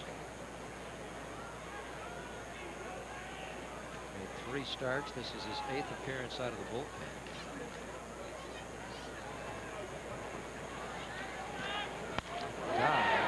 Slams one to left center field. That'll skip all the way to the American flag. Jermaine Dye will get in with a double. Well, I would say this is probably the hardest on Jermaine Dye to DH, because he sits instead of going to the outfield. And I don't think he is running as smoothly as he has been when he has played in the outfield. And that's just the difference of running back and forth from the dugout to right field. In between at bats, though, as a DH, it's really tough to stay loose. You get him that way, you don't have to worry about it. You can just kind of coast in the second. That was a double all the way. The ball explodes, too. I mean, it looks like it might be a ball that can be cut off by the center field, and next thing you know, it's going to the wall. That's a good word for it. Watching him in BP today, he had a couple of balls. Jermaine Dye, he just crushed. He hit the Budweiser sign over the wall in the left field in BP. Watching on TV, I don't think you appreciate just how big Jermaine Dye is. With that red sign over there. Sign's a long way, too. That's where the big boys hit him. Now it's 2-0 on Myers, who was a Blue Jay to begin his career. Round 3 pick of the Jays back in '84 at a Riverside Polytechnical High School. Still lives down in Riverside in the offseason. 8.5 years of the Blue Jay chain. And he hung around for part of the time when they started to get good in the early '90s. And he was just ravaged by injuries, Greg Myers, when he was a Blue Jay. There's a strike. There spots his fastball well to Myers to get a called strike. 2-2. You tell me a catcher that's not ravaged with injuries. And Darren Fletcher steps in a pothole and injures his ankle. There's a catcher. Now, what's the story? He got out of a cab? Oh, he's running across the street there. Catcher right. In Seattle. Strike 3. Myers waiting for the breaking ball, got the fastball. 2 away. A pretty good breaking ball, but on the 2 strike, perfectly thrown to the outside corner.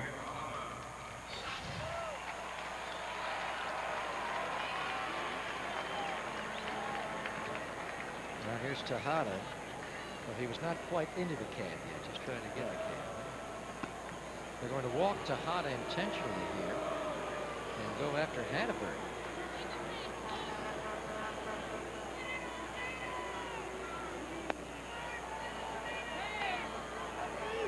There, the lefty will work to the lefty Hatteberg. Last year, out of Buck Martinez's bullpen, Scott Air was just terrific against left-handed batters. Lefties hit only 192 against him, and righty batters hit 323. So they walk the righty and go after the lefty. Although a little curious this time because Scott Hatteberg swinging it well today. In fact, last time up in the new number 7 spot of the batting order, he crushed one from Justin Miller. Well, they'd like to get a similar fastball up in the zone from Scott Air. Scott Hatteberg, good swinging up pitch that was up in the zone. Hatteberg with 4 homers this year, already bettering his total all of last year with the Red Sox when he hit 3 home runs and 278 at-bats, 94 games. First and second and 2 outs. Strike.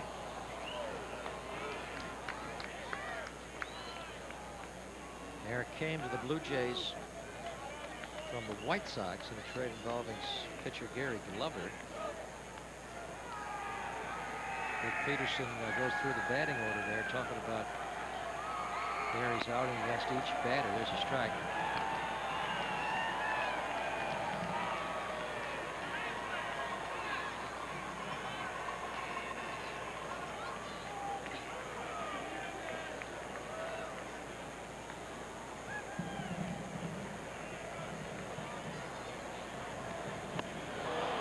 Strikeout, so the decision by Buck Martinez to walk Tejada after Hatteberg turns out to be the correct call. Ayers strikes him out. A's don't score. We've played 5, still 6-1 Athletics.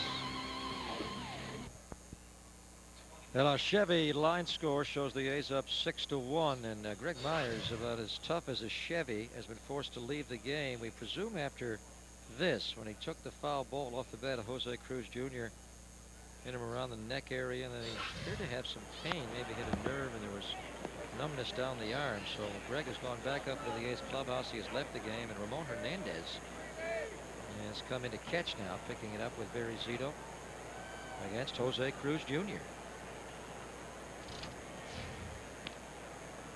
0-1 pitch to the Blue Jays left fielder, big curveball. Down is 1 ball, 1 strike. Well, in this case, it's nice to have Scott Hatteberg, who has not caught yet this year for the A's as far as regular season, but he is available and he's at first base, so a defensive move could be made. I was concerned about Jermaine Dye DHing today because he doesn't have another outfielder. But he doesn't like to take the DH out of that spot to put him in defensively, because it then opens up to the pitcher and let them go. Jose Cruz Jr. chasing way out of the zone, strikes out for a second time today. He's 0 for 3. 1 away in the Blue Jays 6th. Similar fastball that he struck out in the first inning. Helped Zito get out of a tough jam. First and third, nobody out. And that's one of the things right there that J.P. Ricciardi, of course Buck Martinez, a manager, to try to be patient. But as we said last night, it's tough to break old habits, you know. But that's where you really have to trust your hands and stay back and be patient and not swing at bad pitches.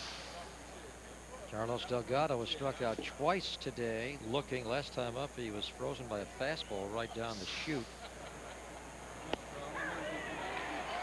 And he's quickly in a 2-strike hole. Barry Zito, even though his pitch total is high, he's now at 106. His ball strike ratio has been superb. It's been the fact the Blue Jays are fouling a lot of pitches off and have driven the up. But he stopped it. Yakety yak. What a great curveball that was. He has struck out Delgado 3 times today, and Barry Zito has 10 strikeouts, 10 cert points. One of the 3 pitches to Carlos Delgado, excellent. Curveball, strike 1. Fastball, strike 2. And Uncle Charlie, strike 3.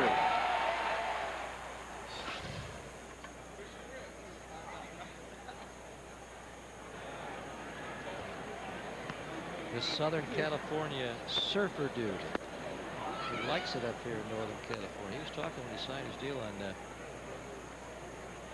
Tuesday that he's become, as he said, more of a no-cal guy, living in the marina. This one lifted by Raul Mondesi. Scott Hatteberg, he's made all the plays today. Can't quite make that one as it twisted back on him a little bit. Poor guy might get an error too. All right, no play. I would think not. Yeah, but he got under it. You know, they figured, some scorekeepers say, well, you got to the ball, you got under it, you got to catch it. Raised his glove. Chuck Dibdall not scoring today. He did not put down the glasses either.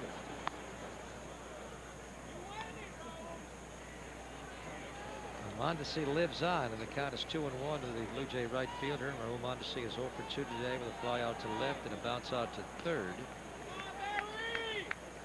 Average way down there, 210 for Mondesi. Skies this one. Terrence Long broke back a little, now coming in, and he's going to fight it. He can't come up with it. Tejada will go out and erase it down as Mondesi can fly. Mondesi to third. And Mondesi's coming home, and he will score. What a play by Mondesi. Calls for a moment at third, and then decided to go ahead and run. Terrence Long lost the ball. And the sun in the sky did not see it initially, appeared to get there, but as it was coming down, lost it. And Mondesi scores to make it 6-2. But Tejada, great hustle to get out there. But one thing you always do is get the ball back into the infield. Tejada hustled there, but the mistake that was made, he ran the ball back in. And you don't do that. Just throw it right there. Get the ball back in. Let the infielders take over from there. And even though a strong throw, here's a case where Mondesi actually outran the ball. Once Tejada threw. It's an inside the park home run for Raul Mondesi. There's a ground ball hit by Wilson. So Mondesi hit the pop-up that Hatteberg had a chance to catch, could not come up with the play. Zito's not happy with this. This is ruled an inside the park home run for Mondesi. And the Blue Jays make it a 6-2 game as we go bottom 6. Long is going to lead off here in the bottom of the 6th after his adventure in the top of the inning. He comes in trying to shade, but he doesn't see it. He doesn't see it. He's hoping to pick it up, and whoop, there it is. Well, you could see the glove really never shaded his eyes. He was trying to find the ball, and now he's going to hit one up the middle. Joe Lawrence goes into the backhand. Nice play by Lawrence to rob Terrence of a base hit. Very strange play, and has scored a home run, an inside the park home run by Raul Mondesi. The batter. Fortunately, the A's had a 5-run lead at the time, because that would have been bad enough as it is, but even worse if it would have been made it a closer game. There really is no error you can give on the play, although you could deem the play almost like two separate plays. And I guess Tejada ran it in. They deemed that one continuous motion. So Mondesi picks up home run number 8 on the year. Mondesi's a daring runner. He's a guy who had a straight steal of home a couple of years ago. Not quite as bad as Chad Allen and Doug Jones. Oh. No, not nearly. The Little League runner. That's part of Mondesi's games. He always plays hard. Took advantage of the ball lost in the sun and just outran the baseball. He does play hard. Menachino takes a strike. Mondesi's gotten a bad rap throughout his career. He had some notable blow-ups with then Dodger manager Davey Johnson and then Dodger GM Kevin Malone, and he was subsequently traded in the big Sean Green deal. But he does lay it out. Kino hits one to Mondesi. Here comes Raul. He'll have to fight that sun and sky himself. Takes it on the side and makes the catch two-way. That'll bring up the top of the batting order. The A's go through the lineup for the 4th time. Of course, we're talking all day about Art Howe shuffling the lineup up considerably, going to Eric Burns in the leadoff spot. Eric has not reached base, but check out the middle of the order. Giambi, a couple of runs scored. Chavez with a slam. And production from the bottom of the order. Hatteberg with a solo homer, and Long and Menachino with hits, and Long a run. Menachino also came around to score on the slam. So far, so good. The A's only have 6 hits, though. They've just been able to bunch them together. Eric Burns gets a Scott Air breaking ball, and he's down a couple of strikes. Yeah, we talked about how great today was, and Beautiful day for baseball. Maybe not so beautiful for the players, for the fans and people watching, but a tough sun always here at the Coliseum.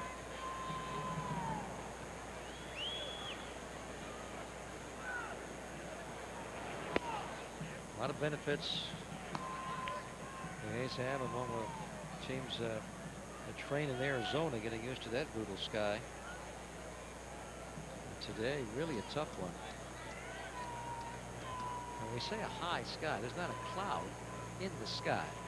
There's nothing to give you a backdrop at all. You just look up, and fight the sun, but also the blue sky. You're just looking out in the ocean. Like that great chest protector up there, isn't it? The backdrop. Got to change it to green. If it's not one thing, it's something else. They just saw one problem. Can't they dome this stadium? No. Now look at Eric Burns. Let's watch him go. Skip, skip, and cut by Jose Cruz Jr. Burns. Boy, does he stride. Gets into second base easily. He may have a few inside the park homers before he's done here. 2-out double, his first hit of the day here in the 6th. Well, Eric a little more patient in this at bat and got a pitch that he can handle up, and here he goes.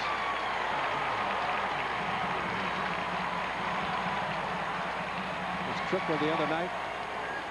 Trout Nixon out on the corner. It's funny, he's saying today, he said, I really had to watch Scott Hatterberg to make sure he was going to score because he was running up his back.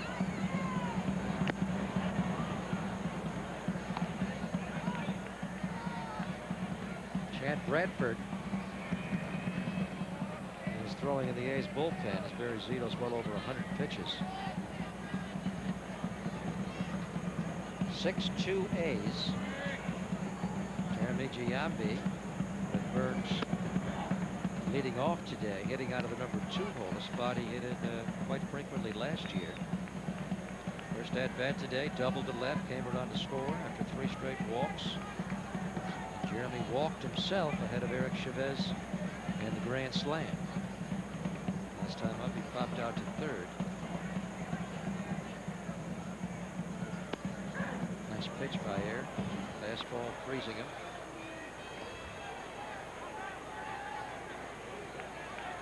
Both hits that Ayers allowed today against right-handed batters. He gets tough on lefties.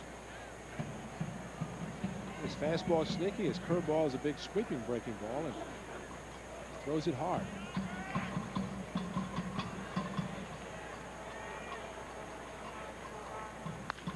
Giambi, it's past Delgado down the line. Burns will score, and Giambi, knowing that's Mondesi, will turn and go back to first base. But Jeremy, with an impressive base hit off of one of the tougher lefties for a lefty to get a hit against, brings in Burns.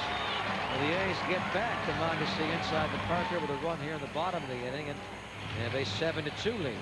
Well, just talking about his breaking ball, and he hung it. 2 strikes, wanted it away from Jeremy, but hung it in the middle half of the plate. And good RBI and even better base running, not testing the arm of Raul Mondesi. Good 2-out run here today.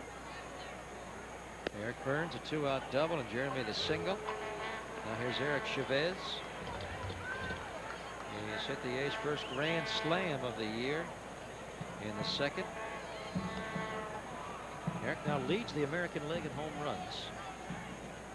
He and Alex Rodriguez have been tied at 10.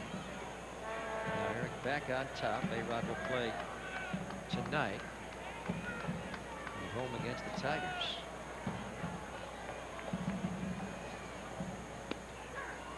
Strike. The Rangers are playing better. We've been talking about the Angels and how they've gotten hot. Texas very quietly inching up near 500. They're 16-19 now. And they are pitching so much better. The question is, what are they going to do with Jeff Zimmerman when he comes back? Hey, Rabu doing a good job. Of course, it only help your bullpen to get a healthy Zimmerman. Rabu last night picked up his 9th save and 10 opportunities. Finishing it up with Kenny Rogers. They combined at a shutout last night. It's the Rangers' 3rd shutout of the year. They had 3 all of last year. A lot of whispers in Arlington about they're pitching a lot better since Pudge Rodriguez went on the disabled list. pitching very well with Bill Hasselman behind the plate.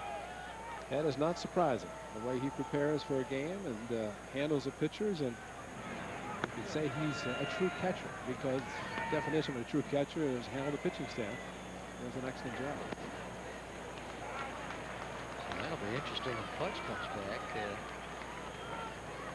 Obviously, Pudge with his 10 gold gloves, one of the great catchers in the game, but there's more to catching than just throwing. 2-2 pitch.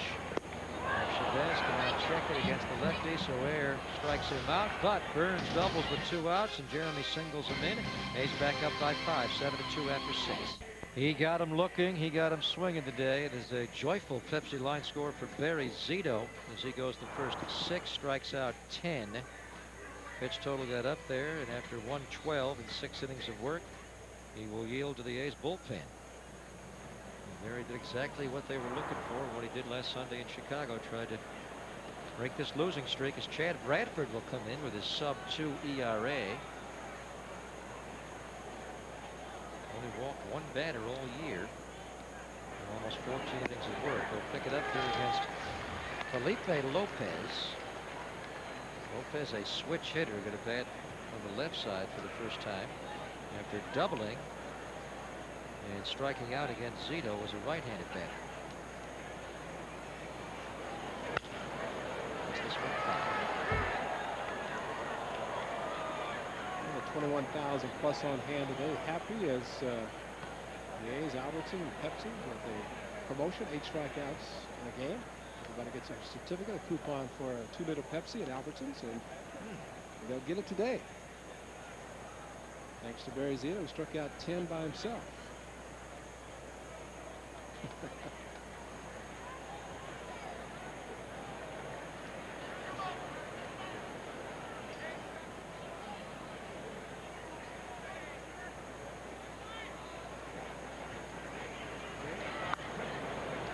Lopez flips that back into the crowd.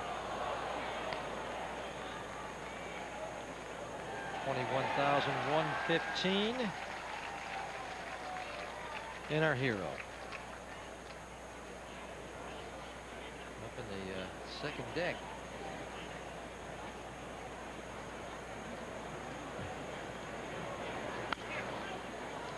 Lopez goes that way again, but stays in the lower deck.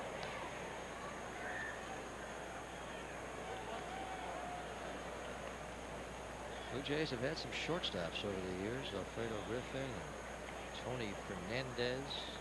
Last few years, Alex Gonzalez, who they dealt to the Cubs. They're in the spot for Lopez to take over. And a short stroke.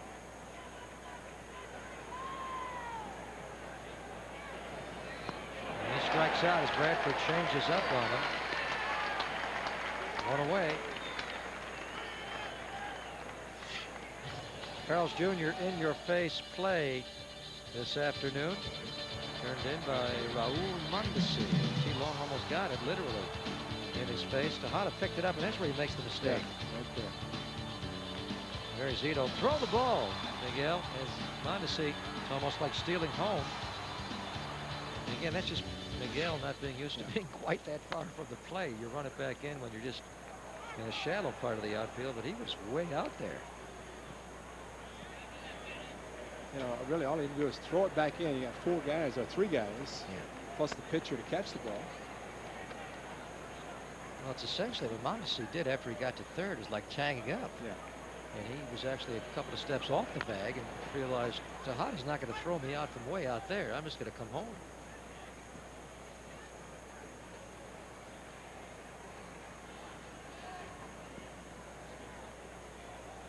Chad Bradford, like Barry Zito, getting ahead in the count. Zito was strike 1, strike 2 all day today. Had a little bit of a tough time getting that strike 3 or the out, but he got enough of them.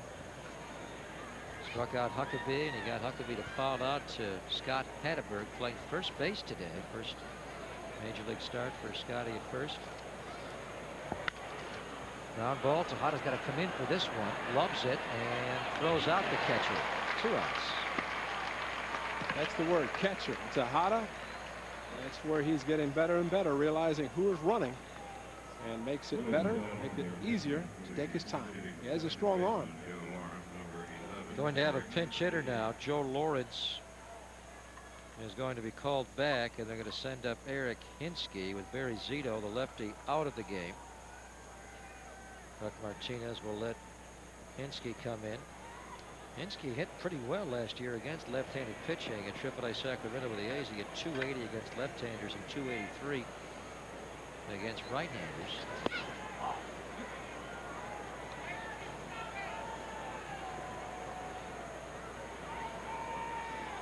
There's also just the fact that you don't want a righty batting against Bradford. He's so tough on righties. Submarine style. There's a strike. Came up with that one. 1 ball, 1 strike on Hinsky.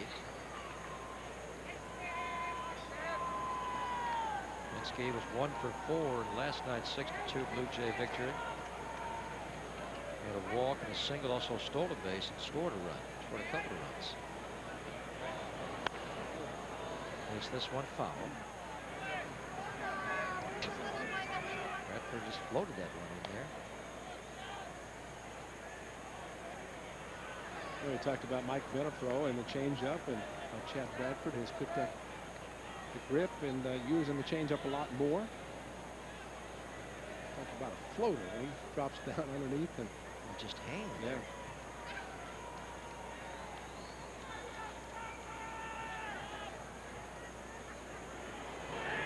He's got Eric a riser and strikes out. Eric Hinsky. That pitch came up. Little upshoot. Strikes out 2 in the inning. A 1-2-3 7th for Bradford. They will stretch here in Oakland, and the A's will come to bat, leading 7-2. Eric Hinsky going to stay in the game and play at third base after pinch hitting for Joe Lawrence. That means the Blue Jays need their second baseman, Lawrence, out of the game. So they'll move Dave Berg, the third baseman who played second last night, over to second. And they're also going to make a pitching change as Pete Walker picks up for Scott Air. Walker, one of the right-handers. They have so many lefties in the bullpen. And he's one of the few righties that they have, and he was just added to their roster last weekend. Walker working to Jermaine Dye, goes 1 ball, 1 strike. Everybody changing their spots in the batting order around him, but Jermaine Dye, the rock in that cleanup spot. Having a good game today, takes a strike. Walker banging the bottom of the zone. Jermaine with a double his last time up, has also walked in 3 appearances.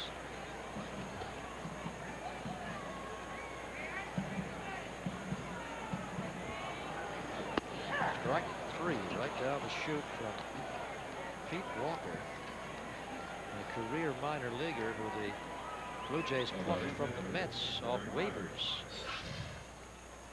Fastball to the outside corner, and again, great location. These players have to be thinking, who are all these guys coming in here? They know Scott Air. Probably don't remember Justin Miller that much, but sometimes it's a little tough, even with the advanced scouting report. Ramon Hernandez, first pitch he sees today. He wraps out to Hinsky. Myers came in for Greg. Ramon came in for Greg Myers. We've not received a report from the A's clubhouse, but looks like Myers got a foul ball off the neck. That's why he left the game. He stayed in the game for a couple of innings. Art Howe was saying before the game that he was going to give Ramon Hernandez today and tomorrow off, in Art's words, to quote unquote get his head together. But with the Myers foul ball off the neck, that may change for tomorrow.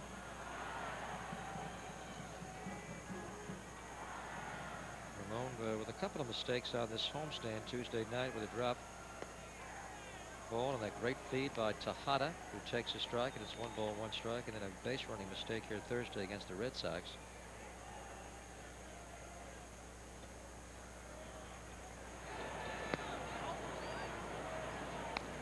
But if you're catcher, you better have your head on straight. I mean, things together, because there's so many things that go on. pitching staff especially depends on you. And the quarterback are running the ball game. You never get a chance to rest. We've seen Ramon right after an at-bat huddle right immediately with Rick Peterson and talk about first guy we got to face. It's the guy we got to pitch to. It's ongoing.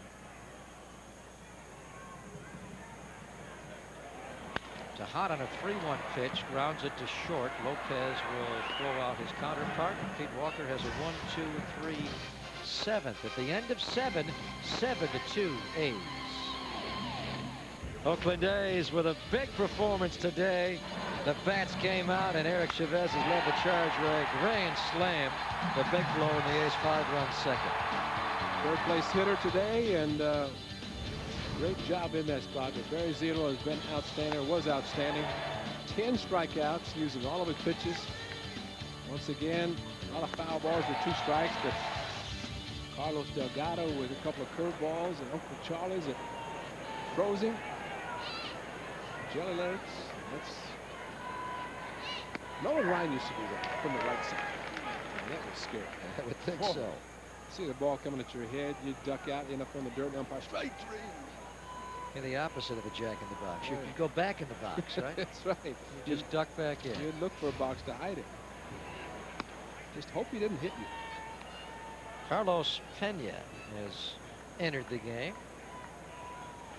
as he takes over for Scott Hatterberg, who played very well at first base. He had the one that he lost that was hit down the line a little bit in foul territory, but overall he did pretty well his first start. Got to be happy with that. Vernon Wells against Chad Bradford. Bradford has pitched extremely well.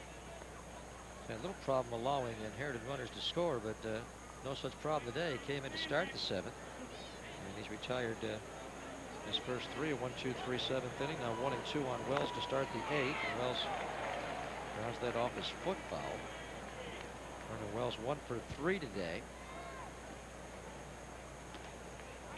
After Chad Bradford, we will likely be seeing Mike Magnante, who was throwing in the A's bullpen. Mike worked the 9th inning last night.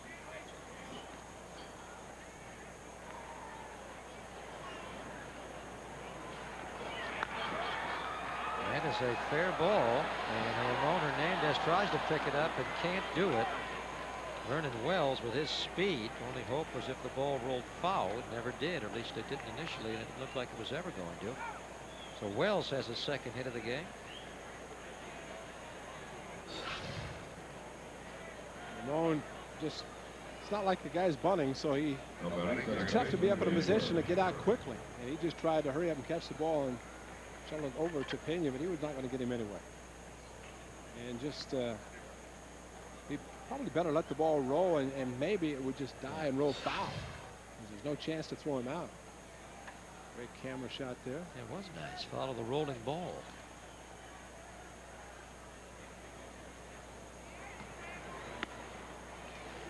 Dave Berg, the batter. The Blue Jays have 2 runs today, and both on solo homers. Berg hit a conventional, actually one that went over the fence. It was a pretty good poke. Hit it over the 367 sign in left field. His 2nd homer of the year, 12th major league long ball for the former Florida Marlin. And Raul Mondesi hit the other one, and that was inside the park. That was the real conventional. The old style. Yeah. Before the fence days. That really tells you one thing about that. You run hard, you never know what might happen. Even in a fly ball, you figure major league players are always going to catch fly balls, but strange things happen. Well, especially in a day like today, Yeah. we've seen this to every pop-up or fly ball has been an adventure. Well, Billy Koch gets up. Magnani was up a moment ago, and now the A's get their closer up. A former Blue Jay, in case this game gets dicey. And even he may get it anyway. Billy's not worked since Thursday against the Red Sox.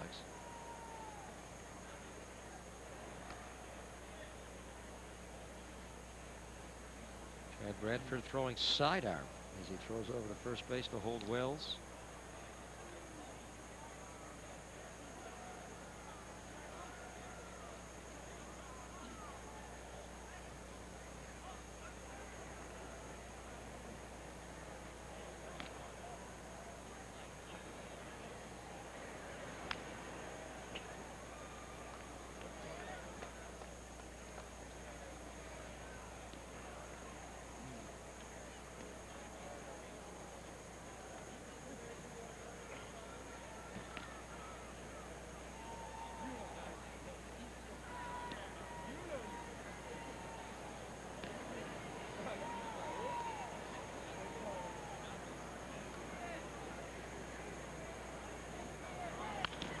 Ground ball, and that's fair. Chavez to second.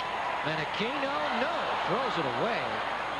And Carlos Pena will run it down. Down to second base goes Berg. That was a tough one to double. Dave Berg runs well. And Aquino uncorks one. That'll be a throwing error for Frankie. Good throw to second base, and I think just the fact that Wells got on top of Frankie so quickly and airmailed it and nobody backing up. Ramon once again standing at home plate. And ground ball, you've got to back up, and this time the overthrow, and he just had no chance. First error for Frank all year, and the first error of the day on the A's. Rick Peterson will come out to talk to Chad Bradford.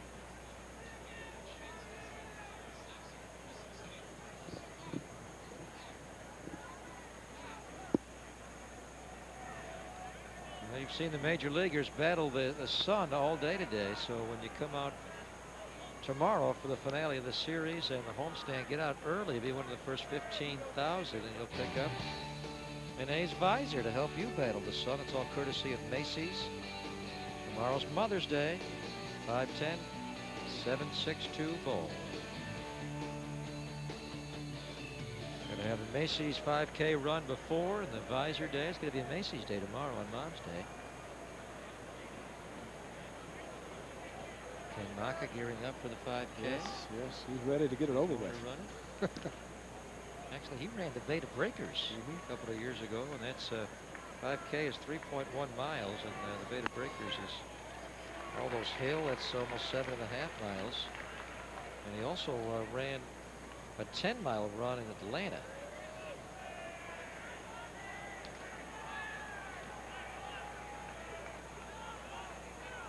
Jose Cruz Jr. is going to bat here with a runner in scoring position. Something came over the wall and left.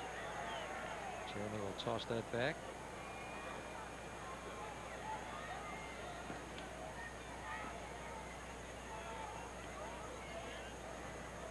Jose Cruz Jr. a couple of strikeouts today, 0 for 3. He's facing Bradford for the first time. Zito held him in check today.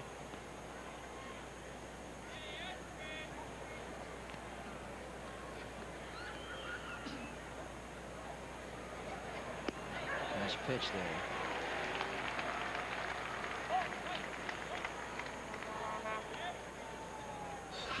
Took a lot off the pitch and just floated it right in the middle of the plate. Good location, and Cruz has swung at a lot of pitches up and out of the strike zone. A couple of fastballs from Zito that were balls that time. Pretty good pitch not to swing at, because I don't know if it hit it anyway.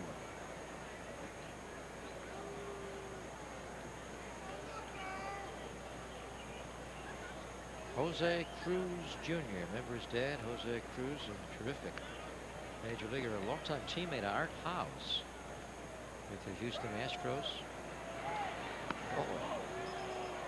Almost stopped.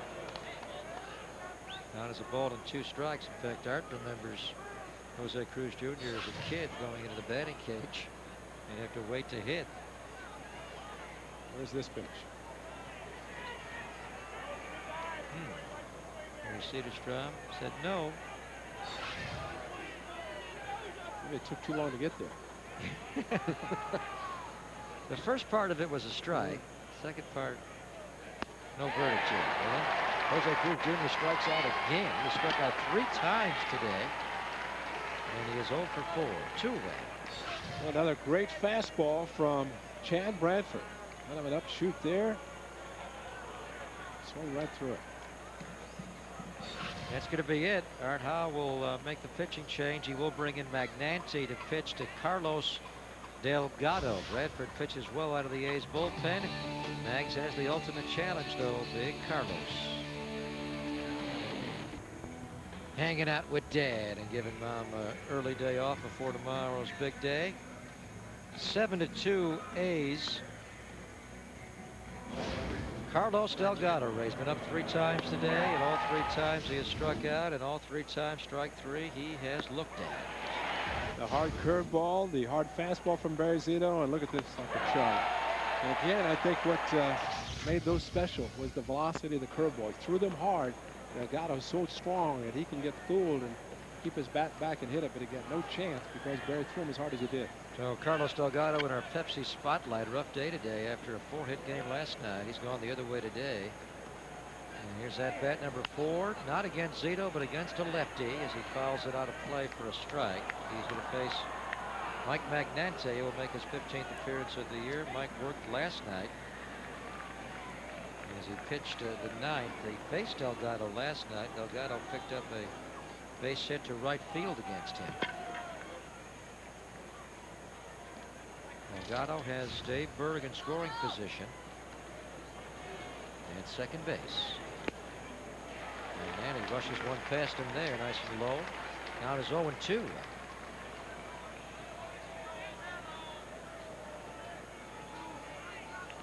Delgado's big fall off last year in batting average was the fact that his numbers really dropped against left-handed pitching. In the 2000 year, he had .319 against lefties, and last year he hit only .246 against lefties, as opposed to over .290 against righties.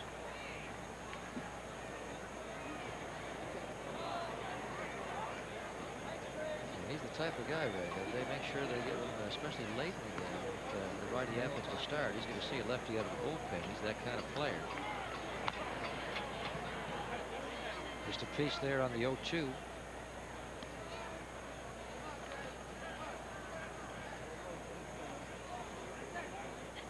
Talking earlier about what the Blue Jays would do if they do make the trade with the Yankees and get Nick Johnson. Carlos Delgado, before last season started, signed a 4-year deal for $68 million, 17 per a year. Which is quick to note in Canada, that's 17 U.S. Right, and with a no trade on top of it. Yes. So that's going to be there unless he. So what do you do with Nick Johnson? DH this guy? I can't believe the Yankees are going to do that, because I think in the long term, I don't know. It's a question how much they feel Jason's going to play first base. That's when you say money is no object. You trade a guy like Nick Johnson, everybody wants, because he's good, potentially good, and right now inexpensive because he's young. Go on and get a veteran. Delgado is going to wear the golden sombrero tonight. He won't be happy about that. A 4-hit game last night, the 6th of his career, the first since '99. Today, a 4-strikeout game. Tie him up. We go to the bottom of the 8th, 7-2 You got one eye on the boys in green and gold today, and the other are on our men in teal. How the Sharkies did again. They had a big one at the Pepsi Center at high noon, and they won. Who says they can't play in the daytime? They beat the Avalanche 5-3, and they can close the series out back in the Shark Tank on Monday night. My goodness, that place will be rocking. Game 6 Monday night, and if there is a Game 7, and right now the Sharks want no part of a Game 7, they do not want to have to go back to the Pepsi Center next Wednesday. But if they do, we will have it for you on Fox Sports Net on Wednesday, which would force a change in our A schedule, but we're glad to do that to watch the Sharks in the postseason. Pedro Borbon Jr. will come in here and pitch the bottom of the 8th. He'll face Carlos Pena. Pena's first at-bat of the game after coming in defensively for Scott Hatteberg, and Borbon Jr. pumps in a strike.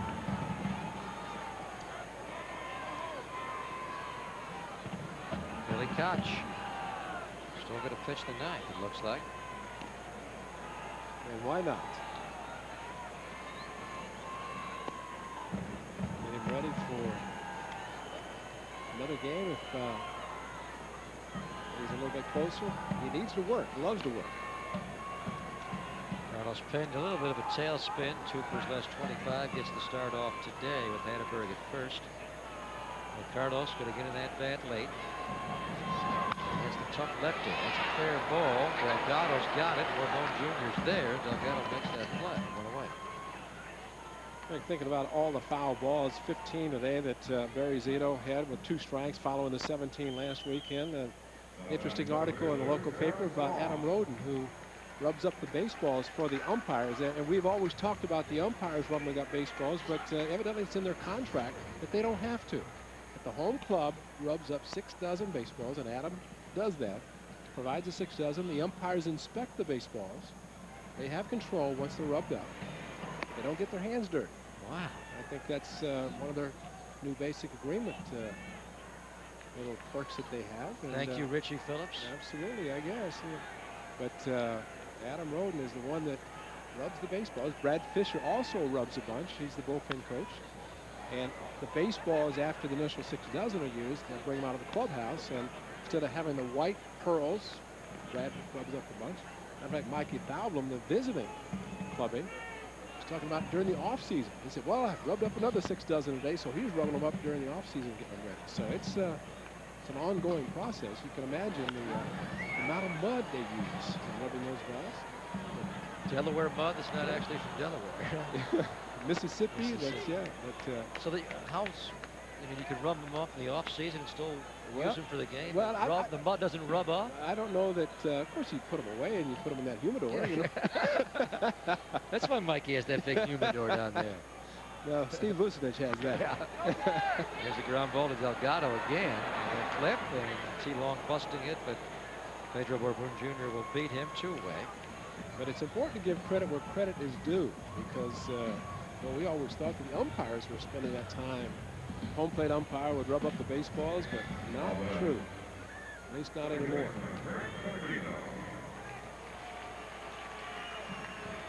And 6 dozen baseballs, man, the way things happen in a ball game, you can go through those in no time.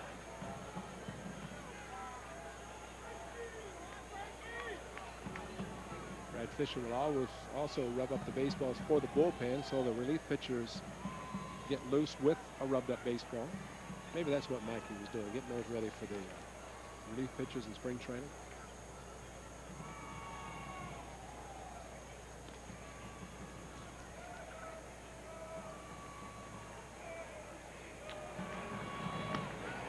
Strike from Borbon Jr. to Menachino. Frankie 1 for 3 today, hitting out of the number 9 hole.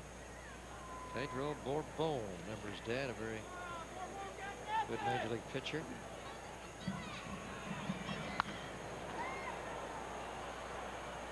Dad pitched with the Reds, Angels, Giants, and Cardinals from the late 60s through 1980.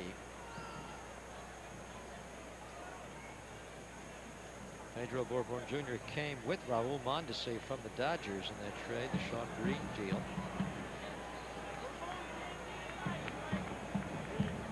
It's a great sweeping curveball he features. It's a fastball right down the heart. Strike 3. Borbon Jr. 1, 2, 3. 8th inning. Cue the former Blue Jay, Billy Koch. Not in a save situation, but his first ever appearance against the Jays, and we come back. At our Subaru line score, it's time for the fans to ooh and ah as they check out the speed of Billy Koch. Does he ever check it out himself on the scoreboard? You know, I always say it doesn't matter how hard it is. It just matters if it's good location, if it's a strike. You know, if I throw it 102 miles an hour and the guy hits a home run, it does me no good.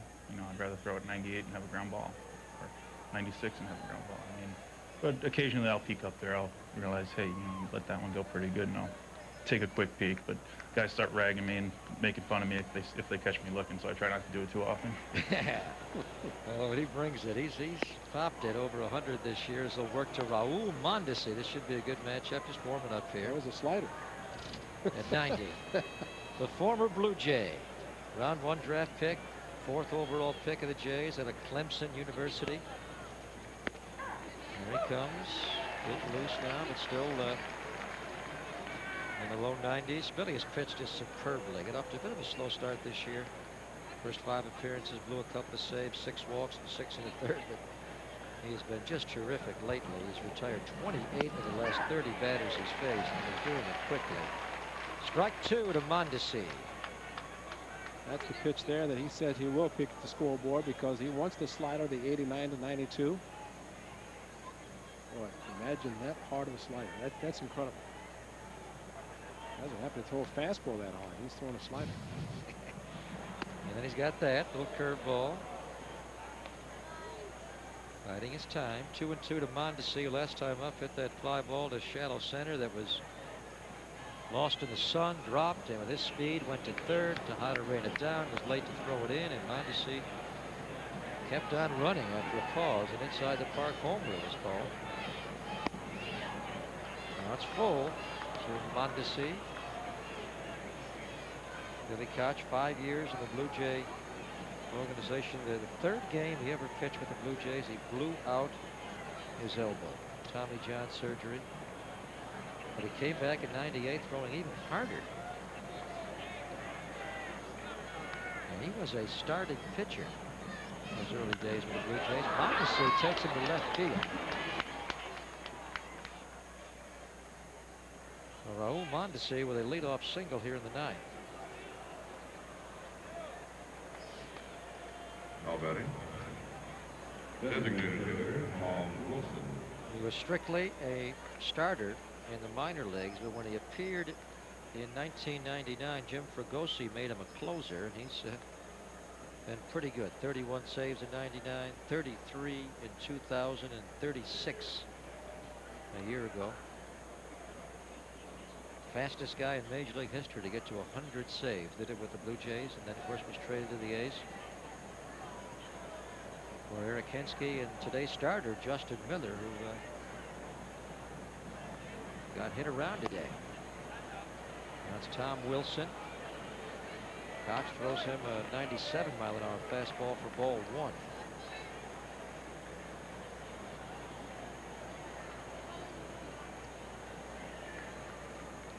Tom Wilson walked his first time up and struck out, grounded out against Zito. Mondesi takes off down 7-2, and he will steal. A's were holding him on. He just took off. And against Koch, who's easy to steal on, he takes it. Mondesi's 4th stolen base of the year. Billy Koch with a high leg kick, and Mondesi halfway to second base, and Menachino holding his ground, holding his position at second base. And the event contact was made. Mondesi, a 30-30 guy throughout his career.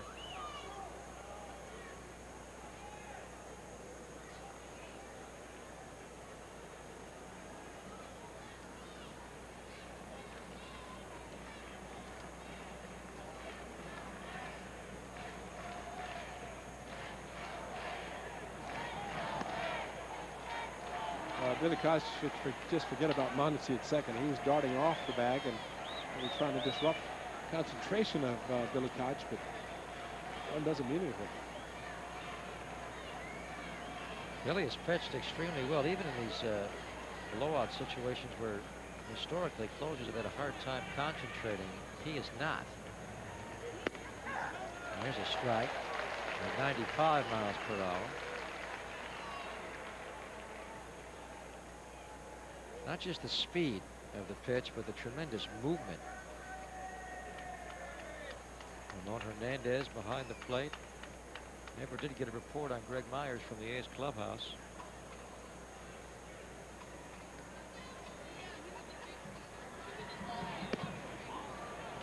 Just missed, and Koch goes full now after going full to Mondesi and yielding a single. He takes it 3-2 to Wilson.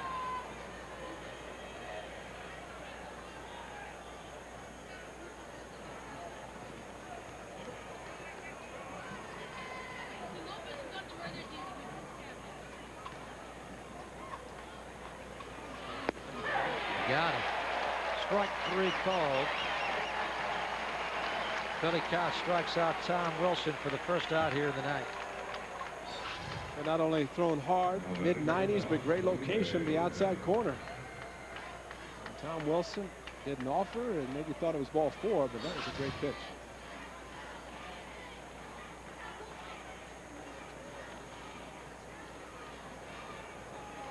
Now Felipe Lopez.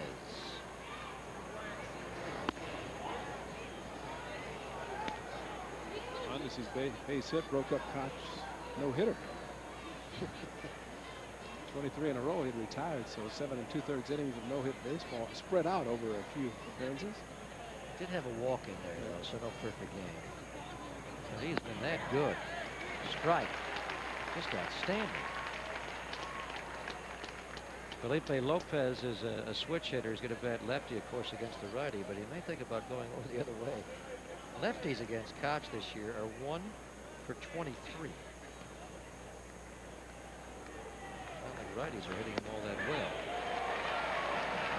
Took him a little while to find it, and now he's starting to throw strike after strike. Expecting a 95-mile-an-hour fastball, if not harder. Then you get a curveball. It's going to take a lot of. Number 44 trying to end the A's 4-game losing streak. A's longest losing streak since last August. And get the A's back to 500.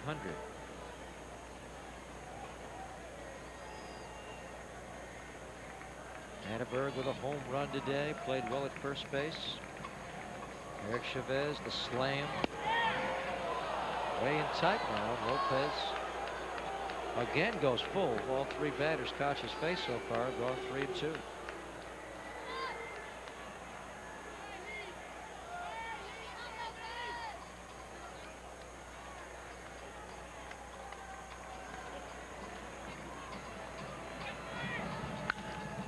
One hit to left field. Jeremy Giambi going back. Warning track. Wall gone. The other way.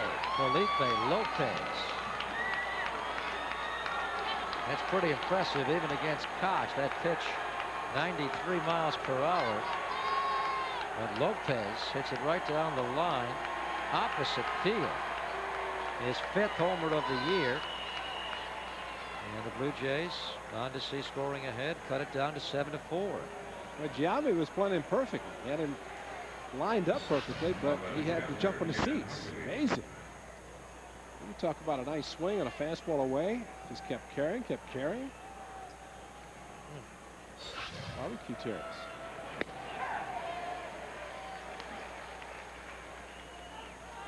That was well done. Lopez, they think, is going to be a star. Last year at AAA Syracuse, he had 16 homers. Actually began last year in AA. Was called up to Syracuse in late April and made his Blue Jay debut by early August. Had 5 homers with the Blue Jays last year. He'll celebrate his 22nd birthday tomorrow, Felipe Lopez. Now here's Ken Huckabee. Other side of the baseball spectrum, and to wait his entire career just about to make it to the big leagues. Count is 2-1. He's 0 for 3 today. 2 at-bats against Zito, 1 against Bradford. Now he's got Koch. A little late on that 96-mile-an-hour fastball, and the count is 2-2.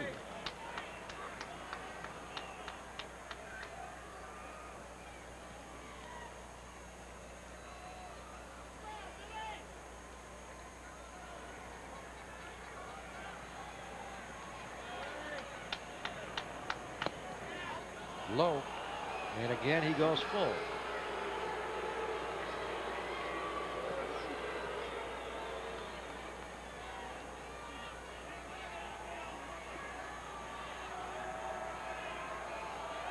Two and two. Pardon me, the count is 2-2, not 3-2.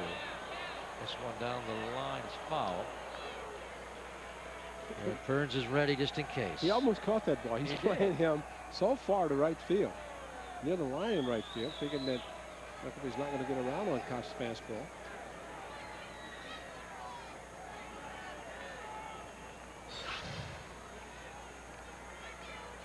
He doesn't give up on anything. Yep. And Koch throwing so hard, even the opposite field the ball carries.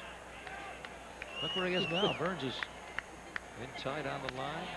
And this one caught by Carlos Pena. That's a fair ball he caught. So the A's are 1 out away from breaking their 4-game losing streak. And our Crown Royal crowning moment of the game, obviously, the slam by Eric Chavez. A's first slam of the year. Eric Chavez's 11th homer of the year to lead the American League. It was off of Justin Miller. That's why Mike Pinsky is very happy to be with the Blue Jays, because of hits like that by Eric Chavez, who's entrenched at third base. Here is Hinsky now against the guy he was traded for. And Eric Hinske's road to the major leagues obviously blocked by Eric Chavez. So Hinske and Justin Miller go to the Blue Jays for Billy Koch. Strike. 1 ball, 1 strike now.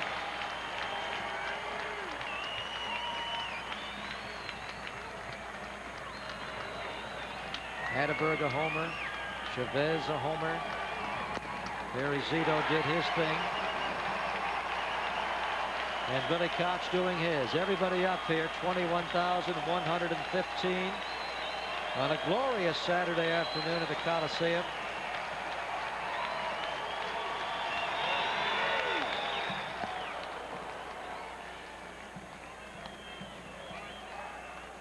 A's will wind up the homestand tomorrow. We're back with you at 1 o'clock. Corey Lytle will pitch for Art Howe and Doc Halladay. Boy, Halladay will go for the Blue Jays. He has pitched extremely well for them this year. You got Butch Cassidy, they got Doc Halladay, they got a whole bunch of guys that can shoot them up. Too bad Hudson's not going. It could be Wyatt Earp. Yeah, that's right. Against Doc Halladay. That would be a great matchup. Maybe in Toronto next week. 2-2 pitch. You are done. Eric Hinske gets a curveball to win the game from the flamethrower. Eric Chavez a slam, and it was all A's as they scored 5 in the bottom of the second today. Eric Burns to the top of the order. Eric Chavez number 3, and Art Howe's changes in the batting order certainly work out today as the A's break their 4-game losing streak and get to 518 and 18. 7-4, the A's over the Jays. Will come back and wrap it, get you lined up for the finale coming your way tomorrow on Fox Sports 9.